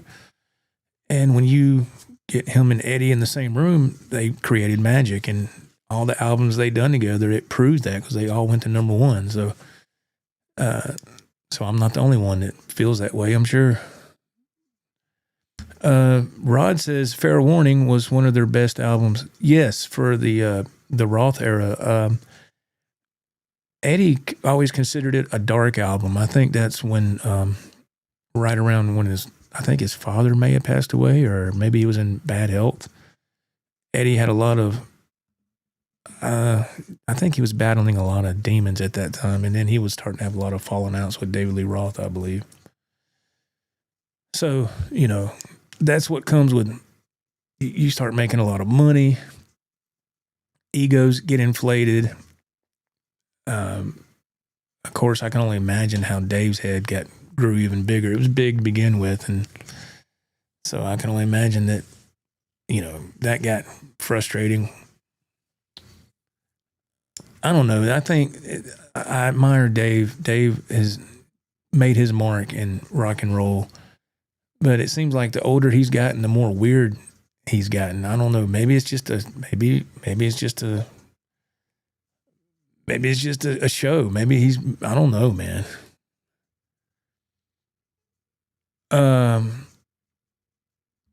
And Jess from the Caribbean, he says, to be honest, after I heard Ozzy, No Rest for the Wicked with Zach, from the first song, he became my favorite guitarist. Oh, yeah, man. Zach Wild is incredible. I love Zach's playing.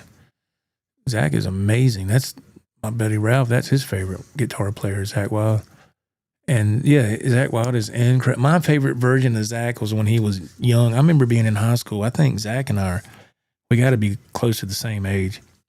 But I remember seeing him on the front of Guitar Magazine beside Ozzy, and I was like, holy crap, he just looked cool. He just had that cool look. And then when he was with Ozzy for a couple of years, he wore those bell-bottom jeans, and he just looked cool, man. Now I'm kind of like, wow, his image has really changed. It's cool that he started working out. I mean, that always is great for you.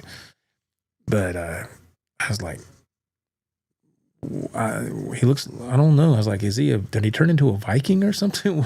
What's going on? But I mean, that's, whatever. But I like the younger version of Zach. I just think, I don't know. I just think he looked really cool. Mr. Curtis chimes in. He says that I have a similar Van Halen story, Joe. I was almost 11 when I saw Jump on MTV. That's what got me into Van Halen. But when I saw Live Without a Net, yeah, that was me as well, man. I I started hearing the new songs on the radio back when radio was good and they actually played good music.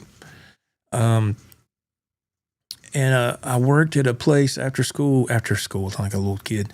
When I was in high school, I worked at this, there's a strip mall, and there was this one store in there called Carolina Pottery.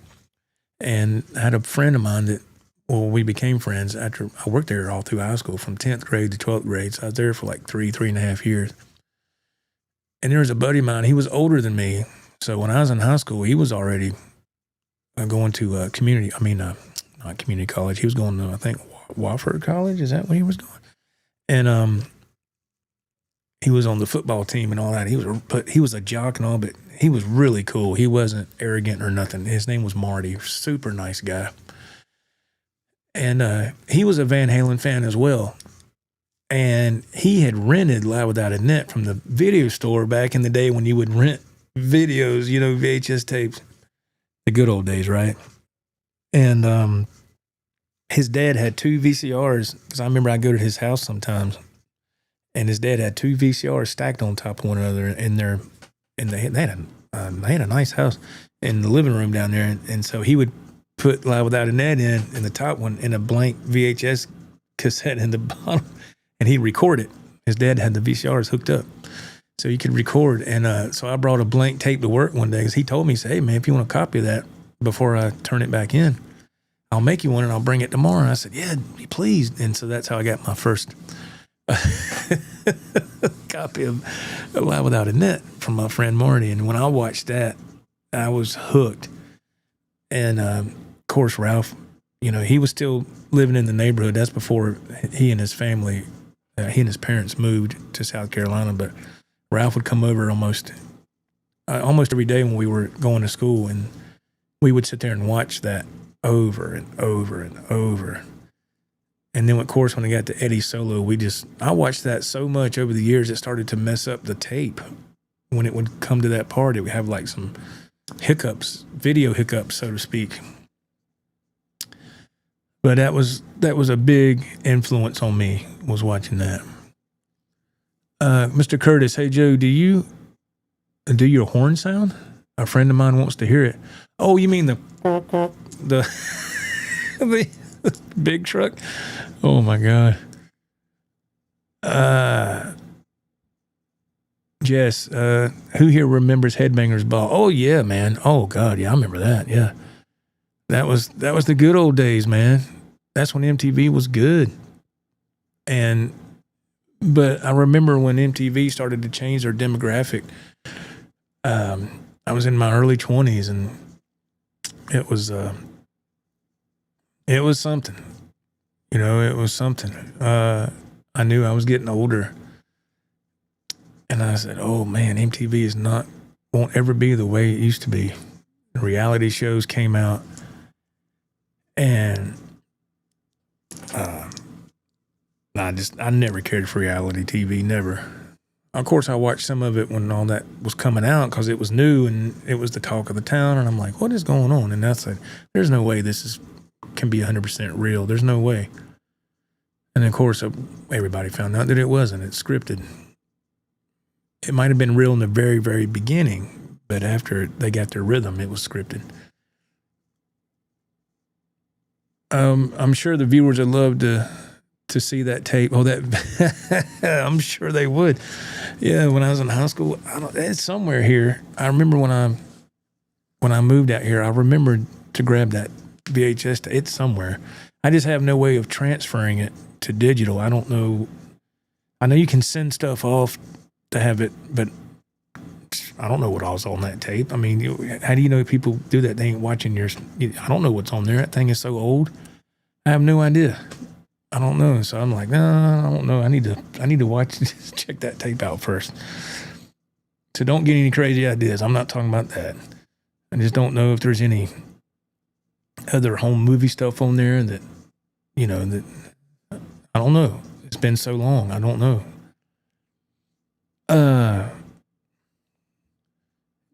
Jess says, Joe, do you use a neck pickup during lead lines? No, not really. Very seldom. I know that my son does all the time. He flips to the neck pickup when he's doing lead, and it does have a different tone. It sounds different. It sounds good. But for me, if I'm doing some lead lines, if I go to that neck pickup, you're kind of losing some gain a little bit. And when I try to do a pinched harmonic or something, the harmonic won't ring out. It dies really quick. Because it's just a different sound, different tone. It's kind of muffled. And so that's why playing guitars with one pickup is fine with me. That's fine. Jet Boy, you hung out with Eddie at 5150. He only cared about the music, and Wolfie, nothing else mattered. Family was first, but he was a master at mixing. And yeah, Prince was a master as well with that. Prince was just a master at everything. I mean, everything that man touched, he had the Midas touch. Everything just turned to gold. And it's hard to believe that Prince is gone too. It's just, isn't that crazy? Man, the older we get and more time passes, things like that will happen. Jit Boy is a beast player. He is. Look, people people have their opinions about whatever channels, but he is a hell of a player. I can say that. Like, dang, he is an amazing player. Let's see. Wildlife 5150. Hello, Dave was one of the best frontmen ever. I agree. And let's not forget about George Lynch. George Lynch is amazing. Yes. You will not get an argument out of me with that, sir. And like I said, in that time period, Dave was the man for that time period. And I love watching those. I love watching some of the 84 tour. There's you can see different places they perform that tour now. For the longest time, all you saw was somewhere in Canada, that one video that has a bunch of views on YouTube, and that was the only one floating around. Now there's a couple of different ones now. So it's nice to see them in a different element and just see how they do. Of course, they're incredible. JJ Collins says that Pride and Glory, Zach, is amazing. Oh, yeah. Yeah, that's a great album. My son turned me on to that album a long time ago. He said, "You heard this by Zach?" I was like, "No, And yeah, it's absolutely great. Mark Kenny, hello. He goes, "Heads up, that new guitar tone with the Marshall sounded really good." Thank you, sir. That's very kind. I appreciate that. Some applause for Mr. Kenny. Thank you, sir, for those kind words, man. Thank you.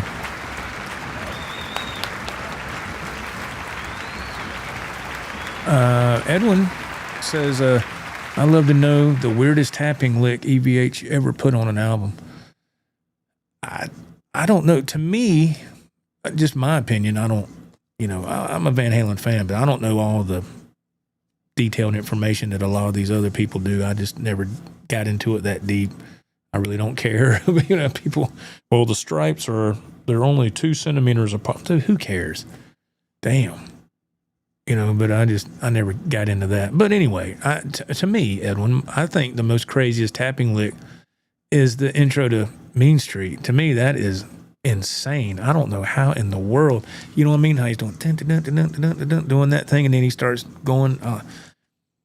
And for me, the tapping spread on Spanish Fly is insane. I tried that the other night, and I couldn't do it. My arm started to lock up, and I was like, I can't spread my fingers no further apart, man. How the hell you do that? I used to do it a little bit when I was younger, but I never was good at it. But if you can do it, it sounds good. But it just shows you how badass Eddie was with his style. That's just how he played. I don't think he was trying to be arrogant or badass or nothing like that. He was a huge fan of was it Larry Carlton? Is that right? Or maybe that's wrong. Let's see. Who was it? He was a big fan of, that guitar player. And he always had a lot of widespread when he played. I might have the name wrong, but he was wanting to try to help produce him too, and everything just went downhill. But Eddie was a big fan of that guy. And I think that's where Eddie got all that, the widespread stuff from, was from that other guitarist that he looked up. Alan Holdsworth, thank you. Yes, Alan Holdsworth, damn, Joe. Yes, that's who that was, thank you. Let's see. Yeah, because if you watch some of Alan Holdsworth's clips of him playing, and then Eddie, he gets that same spread, man. And I was like, God almighty. And I see people doing that a lot sometimes, not anymore. I have in the past. I don't pay attention to that stuff now, but how they do that widespread and all that. And I'm like, well, that's cool. I'm not knocking it. I wish I could do it. I can't, but it's okay. It's good to take some of that, part of that technique, and mix something of your own with it. Just kind of mix it up. That's what I try to do. I don't know how successful I am, but that's what I try to do. I never could play anything note for note. I just never could do that. And I was like, I'm just not on that level. I'm like, nope, that ain't going to happen. That's just, there's too much going on there. I can't do that. I just want to play and have fun. I'm not trying to, not trying to impress nobody. I just want to, and that when you're playing your guitar, that you know what level you want to aspire to. Everybody's different. My son is the complete opposite of me. He would sit there and look at those tabs in the magazines all those years, and he would sit there and study those tabs for hours, and he would go over that stuff. And then within a couple of weeks, he'd have the song, and he could nail it. And I was like, oh, my God. I ain't gonna lie to you. Part of me got a little jealous, but at the same time, I was very proud. And I said, I remember the first time my son, I asked him to show me something, how to play this riff. And this room used to be his room. Well, first it was my stepdaughter's room. Then she moved out. And then this room was my son's. And then he moved out. And then my sister-in-law lived here for about 5 months. And she, thank God, she finally left. So I told my wife, I said, it's my music room now. I'm tired of being in a little closet on the other side of the house. I'm going to use this to make the music room. And so, but when he was living here, and this was at the time was his bedroom, I was out doing something across the house, and he was sitting in here. He was hooked up to his Line 6 Spider 4 amp, and I heard him do that riff from Kansas, "Carry On My Wayward Son," that breakdown. Boom, ding a ding a dun dun dun dun dun ding a ding a ding a dun dun. I heard him do that, and it stopped me in my tracks. I thought at first, I was like, he must have his MP3 player hooked up to his amp. And then I just kept listening. I said, no, that's him. I immediately turned around and came in here, and I said, hold up, stop. He looked at me, he's like, huh? And I said, play that again. And he did it. And I said, man, show me how you do that. So he showed me. And I learned how to do that. And there's been plenty of times since then I've asked him, hey man, show me, he knows his modes. He studied his theory. He knows all that stuff. I just don't have the discipline. I'm like, man, I ain't worried about that crap. I don't care. It's boring. It's so, so that's why the stuff I play is very basic. But it's all about having fun, man. You can play the most simplest song in the world, but if it brings you joy and happiness, boom, there you go. That's all that matters. That's the power of playing guitar and playing music, man. Mr. Curtis, yeah, thanks. My friend heard your chipmunk or squirrel noise you did, and I said, you should hear his truck horn sound. Oh, Lord mercy. Well, thanks, man. I appreciate it. Do they want to hear the walkie-talkie effect too? Let me know. I'll do that. That's about all I got. I don't have a lot of sound effects. Mr. Edwin Crane says, I'm not going to say I got my first you-know-what watching Live Without a Net. But someone told me that. Oh, all right. You crazy, Edwin. Yes, Alan Holdsworth. Let me go to...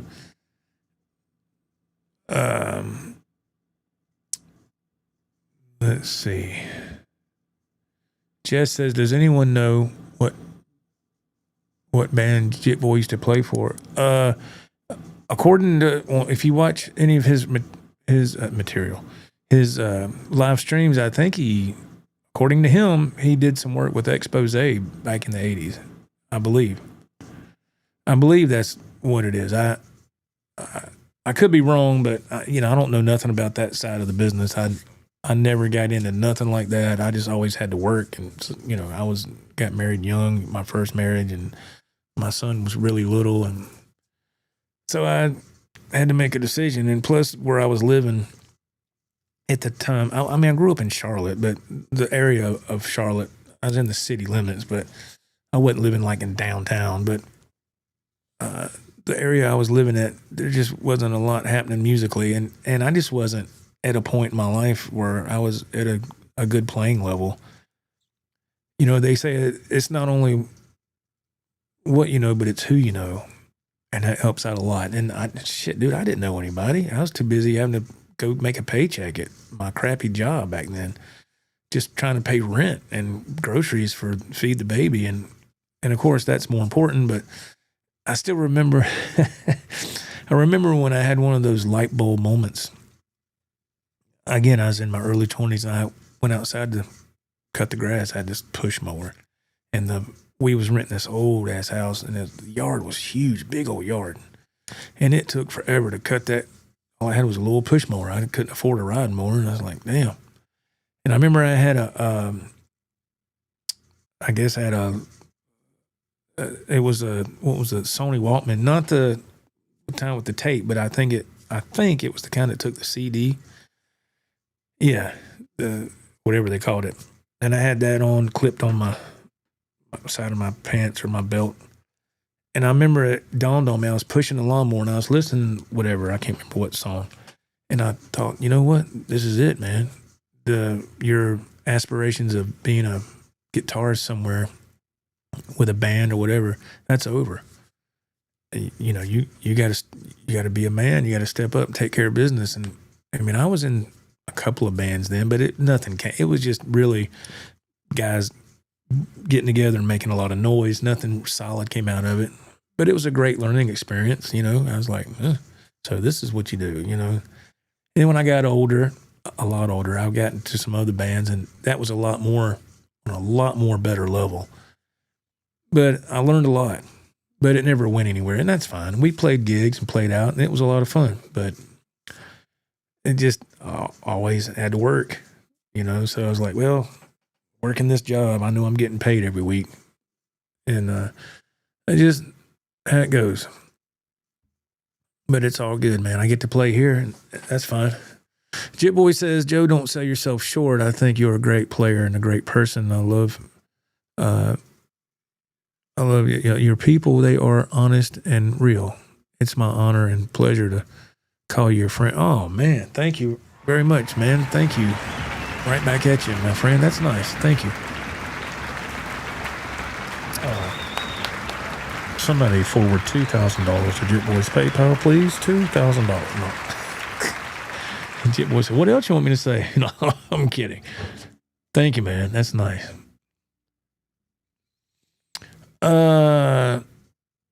Let's see. Edwin says that people who have what? You lost me on that one, Edwin. Sometimes I have to study what Edwin says because I'm like, what? And so I don't know. But I don't know. I'm not sure. Let's see. But Jit Boy, I'm going to get up with Joe and what? War pigs. Uh-oh. Oh, my goodness. Mr. Curtis, sure. Do the walkie-talkie effect. That would be great. Oh, God. Let me, let's see. Should I put some reverb on it? Maybe. I don't know. Let's see. Let me find it. I think this is the reverb. Let me see. Check one. Check. Ladies and gentlemen, please welcome to the stage Jit Boy. 24, 25, yeah, 24 times, come on. Stupid. Son of a Anyway, man. Let's see here.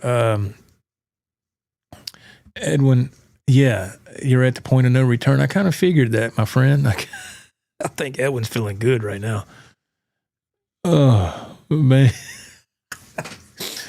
Edwin's a good dude, though, man. Good dude.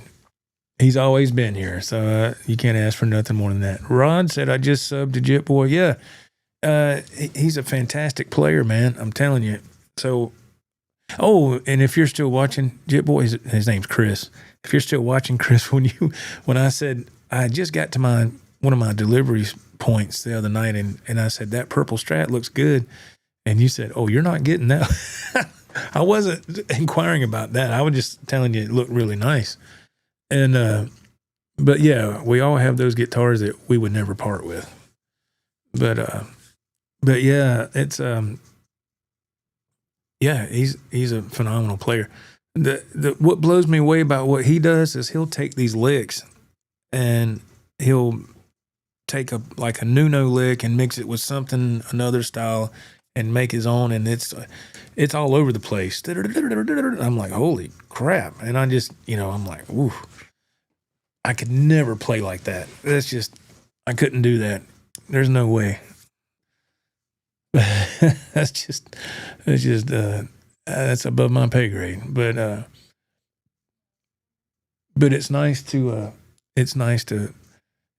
to see him play, man. And he's a down to earth person. Edwin says that my life is weird. Never asked me to tell the truth. Mr. Crane, you're in a court of law. Please raise your right hand. Did anybody get called to the principal's office when you were in school, when you were young? That happened to me. Well, not get called to the office, but got sent to the office. Let me rephrase that. Did you ever get sent to the office for something, and did you get paddled? Let's see if anybody answers that truthfully now.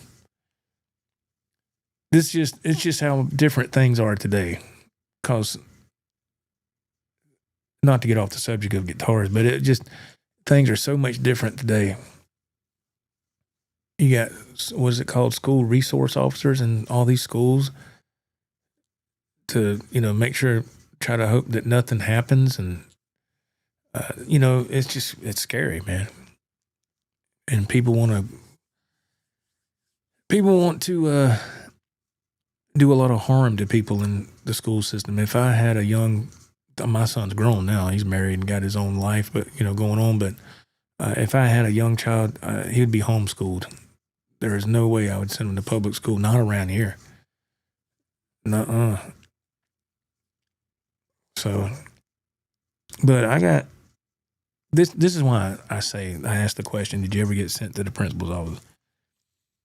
I was in elementary school. I was in 5th grade, and it was me and 2 other guys. And you know why we got sent to the office? Because we didn't bring in our homework. Yeah. And I was in 5th grade. That's elementary. So, and if the teacher said, I'm sending you, and I remember the principal's name. His name was Mr. Clausen. He was this short black guy. But he put fear in all the students because you would get paddled. If you showed out, you would get your tail whooped. So you stayed in line. And I got sent to the office with those 2 other guys. We walked into the front. Front office, and there was this older lady. Her name was Miss Elliott. She just looked rough. She looked like she just came straight from a bar, drinking all night, and came straight to work. She always just looked like hell. And we walked in. We had a note from the teacher, and she said, "What are you boys up here for?" And we showed her the note. She goes, "Well, sit down." So she got on the intercom and paged Mr. Clausen to his office, and he said, "I'll be right there." He come in there and goes, "Y'all boys come in here and sit down." And he had the paddle on top of his desk. And he looked at the note, and he asked us, why didn't we bring our homework in? And we was like, oh, just a kid. He says, all right, who wants to go first? And one of those, we all sat there frozen. One guy got up. He said, put your elbows on the desk. And he wham! 3 smacks. And then I said, oh, my God. And then I stood up. I said, I'll take my neck. He looked at me. He said, young man, what are you doing up here? What could I say? He smacked me a good 3 times, man. Tears were coming down my face. Guess what? Never went back to the principal's office after that. So I learned. But that type of discipline is gone now. So... Jit boy, you did get sent to the principal's office? Ooh, boy. Yeah, I did it. That happened once, and it never happened again.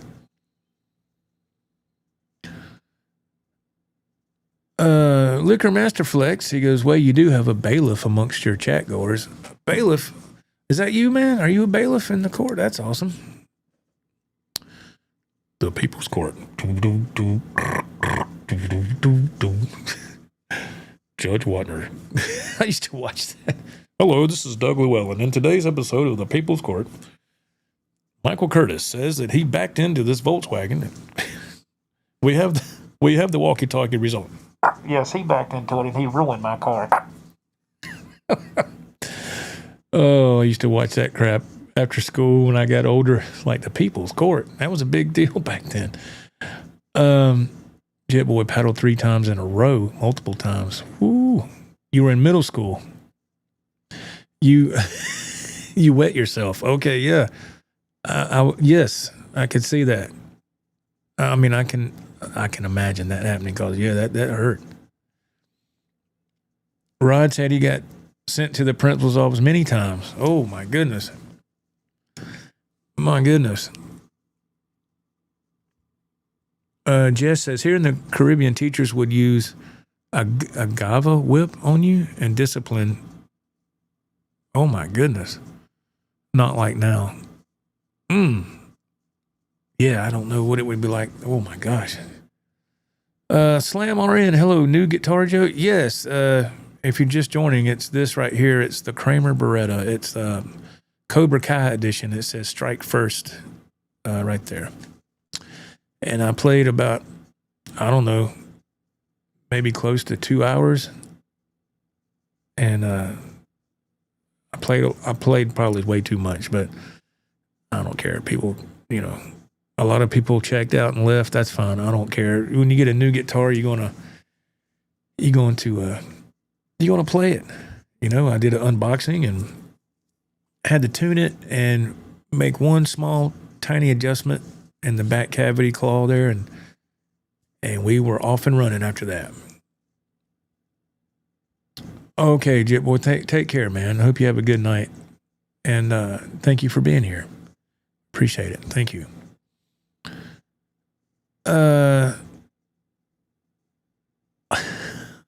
Edwin, God almighty.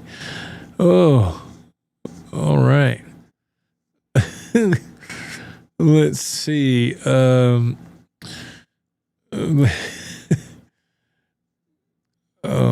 yes. The People's Court. Yeah, I remember that. Oh, yeah. TV was so much different back then. It was actually entertaining. And if you remember the TVs back then, you didn't have to worry about your TV getting stolen because it looked like a piece of furniture, you know, and it was heavy. And so didn't have to worry about that.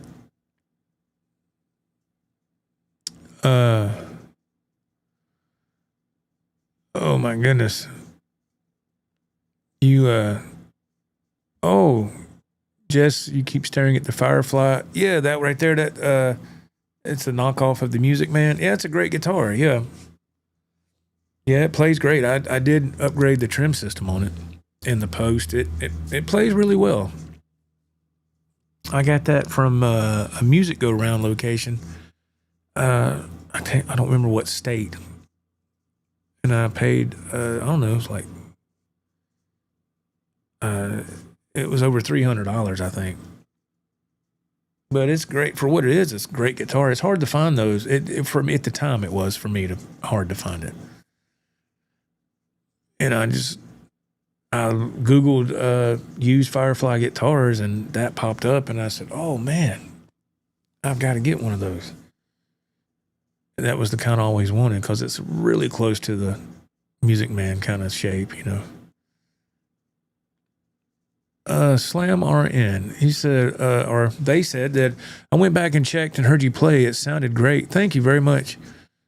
I was suspended from school when I was in 5th grade for opening the windows during lunch. Other kids threw in snowballs. Oh, man. Yeah, it's crazy the stuff we do when we're young. And you look back on it now and it's like, that really wasn't that bad. You know, but at the time it was, like I said, discipline was a lot more strict back then. And, you know, it was a lot more strict when our parents were in school. And I just thought of something. I can't believe this happened. Let me unplug this charger. I got some rechargeable batteries in this charger. Let me unplug it. So I don't fry up my batteries. I've been charging these batteries for like 2 days, and they just now getting charged. Man, they must have really, really been dead as hell. But I don't know. I remember being in junior high school, and it was at lunchtime, and it was me and these two other guys. And the one boy, he found a blank check on the floor of the cafeteria. This is just now coming to me. I haven't thought about this in so many years. He found this blank check, and when he came to the table we were sitting at, he goes, "Look what I found, man. I found this blank check." And I said, "Oh, man." I said, well, one of us had, I don't remember who, one of us had the bright idea, why don't you fill it out and try to cash it in the lunch line? So I don't remember what, I don't remember who filled it. I didn't fill it out. I don't think I did. I think that other boy did, but I can't remember what he filled it out for. It might have been $5 or it wasn't nothing crazy. He filled it out and then went through the lunch line to the lady at the cash register and tried to cash the check. And immediately she called the principal. The principal showed up. And right then I thought, oh my God. And he took us all three to the office. And he said, "Do y'all know what this is called?" And we was like, "A check?" He said, "No, forgery." And he said, "I'm going to call your parents." And I thought, oh my God. He was talking about us being suspended and all this other.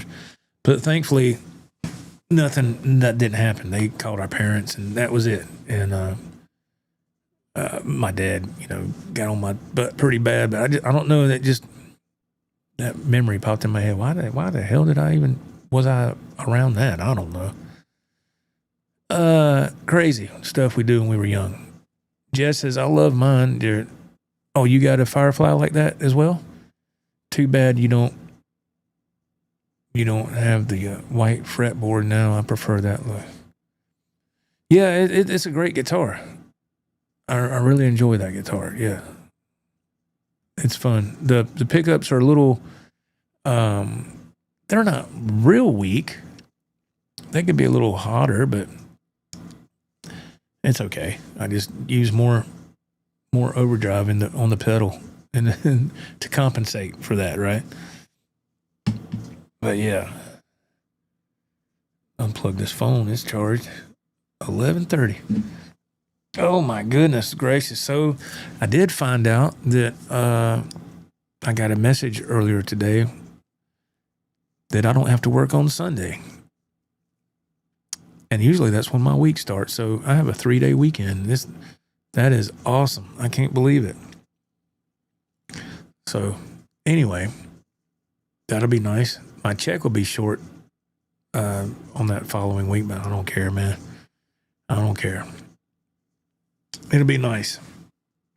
Go ahead and take that extra day and just do what I want to do. So I think tomorrow I'm going to go and I got to get a haircut. I need to clean up my car. That needs to be done desperately.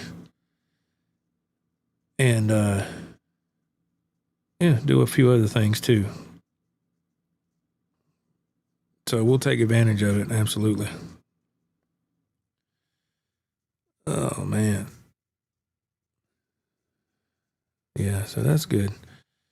It'd be nice to have a few nights off instead of just a day and a half.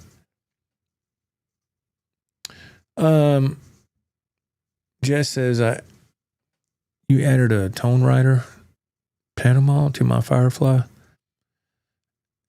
And now you got the Eddie sound. Oh, I hear you, man. That's cool. Yeah, that's cool, man. That's always fun with, swapping out guitar parts or whatever. It's always a fun deal to do. It's really cool. Well, y'all, I guess that's going to wrap it up for tonight. We've been live for over 3 hours. And tomorrow there's going to be a show with Ralph and myself. So y'all be sure to come back for that. Have no idea what we're going to talk about, but, we'll figure it out. And it might just be an open forum. Maybe we can talk about whatever. And but I appreciate everybody that has showed up tonight, and thank you very, very much. And that's really, really cool, man. And couldn't do it without you. So thank you for being here and listening to my horrible guitar playing. Again, we got the Kramer Barretto, the Cobra Kai version right there, the Johnny Lawrence edition. And so, yeah, we'll go ahead and get out of here, and we'll see you tomorrow night, 8:30 p.m. Eastern. If you're new here, hey, click that subscribe button, hit the bell notification so you're notified of any more videos or content that comes from this channel. And if you want any more information besides that, feel free to check the description below. There's all kind of links there to some of the gear I use. My music is out there if you want to check it out. There's merch, whatever, all kind of stuff. But I need to let this video start to get processed so I can put some timestamps in the description. So I'll be up for another hour or so getting that squared away so people can hop to whatever section they want to in the video. Because there were some parts where I'm trying to tune this guitar, and it took me like a few minutes to get it right. So I know people don't want to sit through that. But the people that did, thank you very much. I appreciate it. Y'all were troopers. We'll see you next time. Y'all take care. All right. See you later. See you tomorrow. I hope to see you then. All right. See you later.